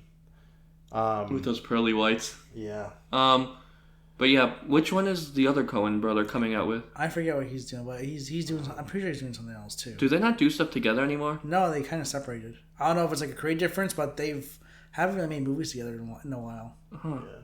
Yeah. There's a few others that I was thinking about. Predator Badlands. I'm looking forward to. Yeah, Yes. I need to see the animated one that just came out.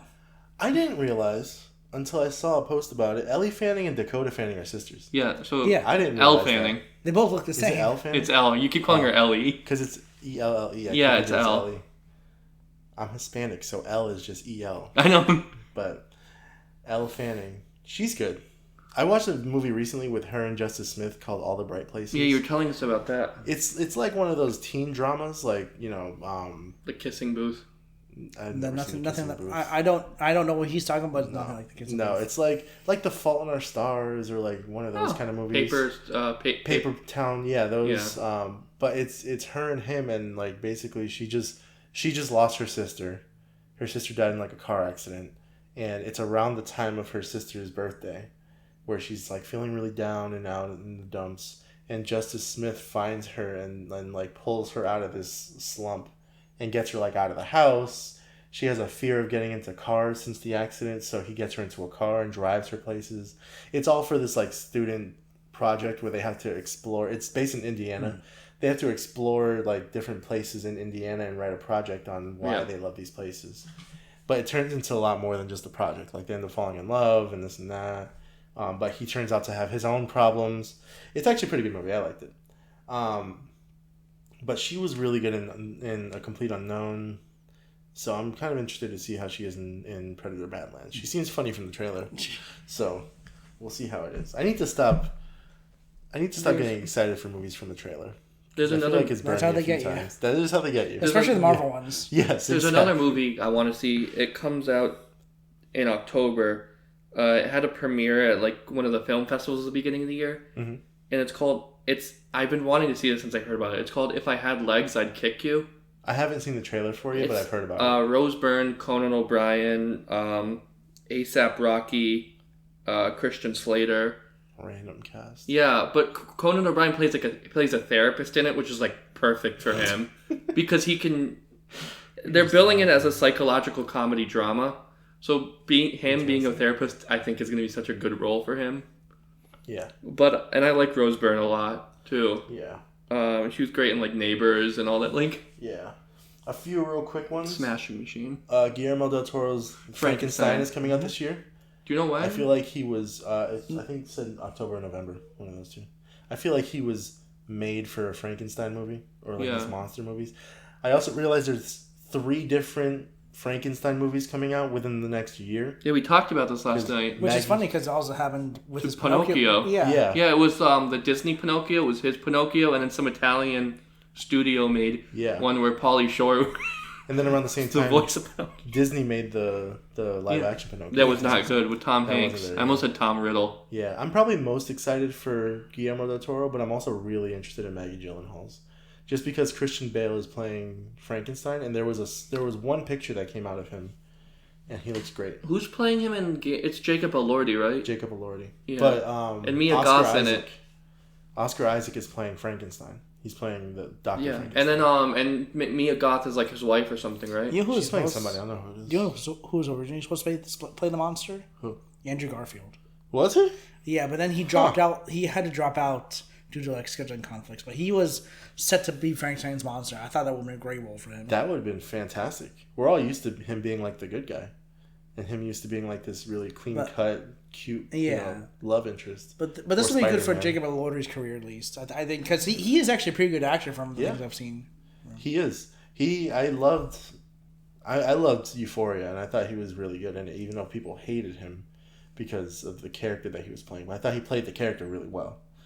And people wouldn't hate him if he was bad at playing the character. You know what I mean? If you're passionate about a character, whether it's good or bad, that means the actor did their job. Exactly.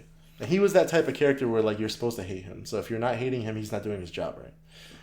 But then he played Elvis in that movie. Elvis. No, No, that was Elvis. Austin That was Butler. also- Oh, I He still played talking about Elvis him. in that movie. It was about his wife. Priscilla. Priscilla. I haven't seen that movie yet, but It's I okay. didn't hear a lot about it after it came out, so I was like, maybe it came out too close to the actual Elvis movie with Austin Butler that people just didn't really. It was the same Careful. year, I think. Everyone was all Elvis out. Yeah, they were all like hyped up over Austin Butler, and I mean, then I Austin like- Butler blew up. Yeah. So He's people were great, like, though. Oh man, yeah, he's fantastic. I love Austin Butler, and he's more than just a cute guy now because he played the guy from Dune 2, and he was terrifying in Dune 2. He was in the Bike Riders, which was okay, but he was really good in it. Yeah, and now he's in Caught Stealing. I didn't realize he was in Arrow. He was in Arrow like season 4. I haven't seen much of that. It was either season 4 or season 3. He played like Speedy took over the club, and she was trying to hire a new DJ, and he played the DJ. It wasn't like a huge character, but I saw his face and I was like, "Whoa, there's no way that's Austin Butler." Him comes out soon. That's the Jordan Peele produced one, right? Yeah, produced. It's a horror movie about football. Like CTE or whatever. No, it's. I'm sure that has something to do with it, but it's more like the rituals that they do to become Like successful. initiate, yeah. Not initiation, but like he starts taking these like rituals about how to win and how to be successful, and they go crazy. I want to see. There's a movie called Good Fortune coming out. It says it's with Keanu Reeves. Yes. It's a comedy. It says the film follows a struggling gig worker played by Aziz Ansari, whose life is turned upside down when a well-meaning but inept Angel Reeves interferes with his life as well as the life of a wealthy venture capitalist played by Seth Rogen.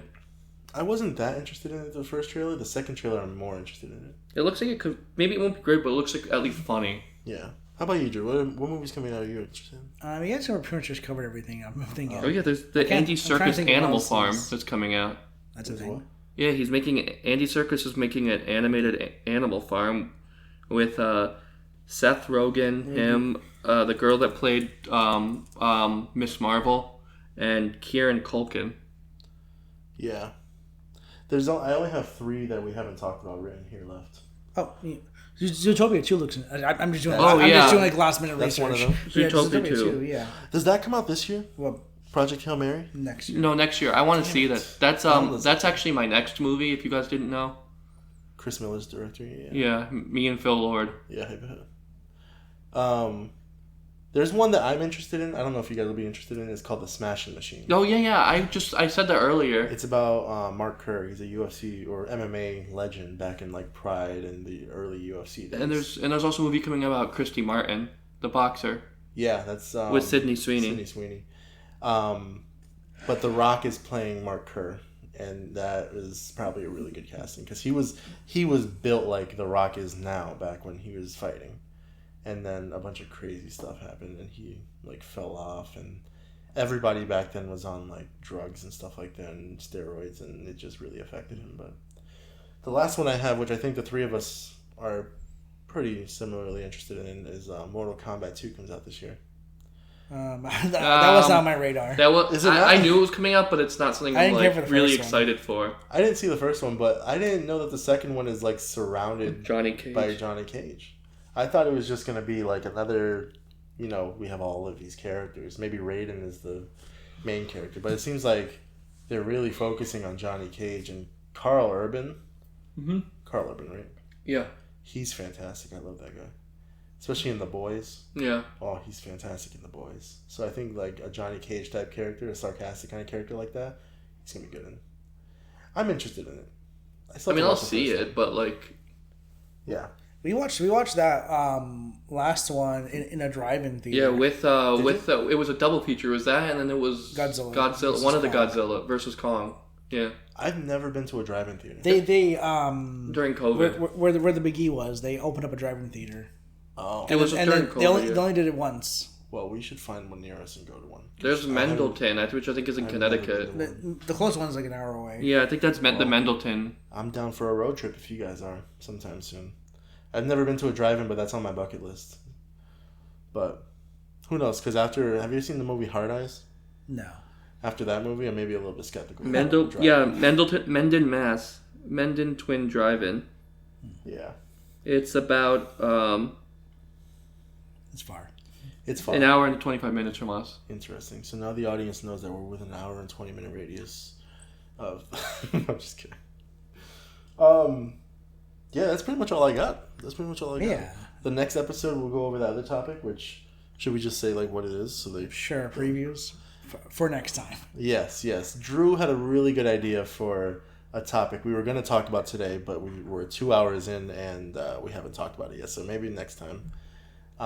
Definitely next time. Drew, you want to go over what we're going to talk about? Yeah, we're going to discuss movie directors whose careers were tarnished or ruined by a bad film that they made, and kind of go into like how some of them like reacted to that, if they're able to recover, where they're at now, kind of go into that. Which I guess having this for the next podcast will give us more time to research those particular directors and maybe even find some more that we can discuss. Roman Yes, Polanski. absolutely.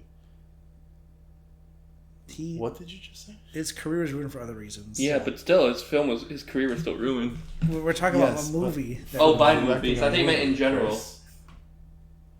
Chris Miller's career is about to be ruined in a I'll second. cancel you before you cancel me, Sick Kevin. I know of some Chris. things about you. Sick of you, Chris. But yeah, thank you for listening in. This is our first podcast back in a long time. In over I had a lot year. of fun. Yeah. Which was in over a year since our last first podcast. Yeah. Since our last revival episode. But we're all in a pretty steady place now. So I feel like we can actually get this done. And we Yeah. can all actually focus on this. And it's audio only right now, so that should make it a little easier. Yes, Drew had a great idea, which was to integrate Discord. And I've never used Discord before, but from what he's shown me and from what I've seen, it is a very good way for us to organize our podcast, organize our ideas and everything like that. And also, if we are in a place where we can't all meet at the same place, we can do like a video or an audio call, and we can just record that as an episode. So it's a very good idea from Drew, and I'm excited to see where it goes. We all three of us also do reviews on Letterboxd. If you guys want to plug your Letterboxd, I don't even remember what my name is. Hold on. I don't know what my name is on Letterboxd either. I think it's KIP1220. I have at least, a bunch of them since March. Every time I watch a movie, I try to do a review, but sometimes I forget. Mine's C Miller 97. C Miller 97. Yeah. True. Interesting. Oh, we're docs in our boxes. Yeah. What's your Yeah. Letterboxd? D degree 1207. D degree 1207, and mine is KIP 1220. So if you want to hear or if you want to read what we thought about a certain movie, just go there. Or if you want us to review a certain movie on there, just let us know in the comments, or let us know in the comments, and we will review whatever we can. Should Yeah. we review this? No. Let's. There's a whole bunch of there's like a whole docu-series on Netflix. There's one Train about- Wreck. train wreck when they stormed Area 51. Yeah, there's also I one wanted to about the watch that one. balloon boy. Yeah. But anyways, yeah. Do you guys have anything else you guys wanted to say? Well, thanks for everyone for listening. Yes. Thank you for Yeah, listening. thank you. If you do choose to listen. Indeed. And if not, still also thank you for Yeah. at least clicking on this. And yeah, we're back. Yeah, we're back. You know, tell Peppermint. tell your friends, tell your wives, your husbands, everyone, your mothers, your grandmothers. If No you grandfathers. your grandfathers, if you have relatives in cemeteries, go and tell them. Yeah, just don't tell Aunt Gladys. She'll try to, Hey, Aunt Gladys will try to steal all of our. your cat's trying to our eat people. me. Well, I think that's time to wrap up. Yes, it is. Yes, it is. Thanks again for everyone for listening. Yes, like, This is share, Critical Eye. Like, share, subscribe, like, share, and subscribe. do all the stuff. This Poke is us Critical Eye. on Facebook. I've been Kevin. Read our blogs. I'm Drew. God damn. And you're... Stamp our passports. And I'm Chris. Just in case you forgot his name, that's Chris. I just said it. Thank you, Kevin, because I did forget. We'll see you next time. See you next time.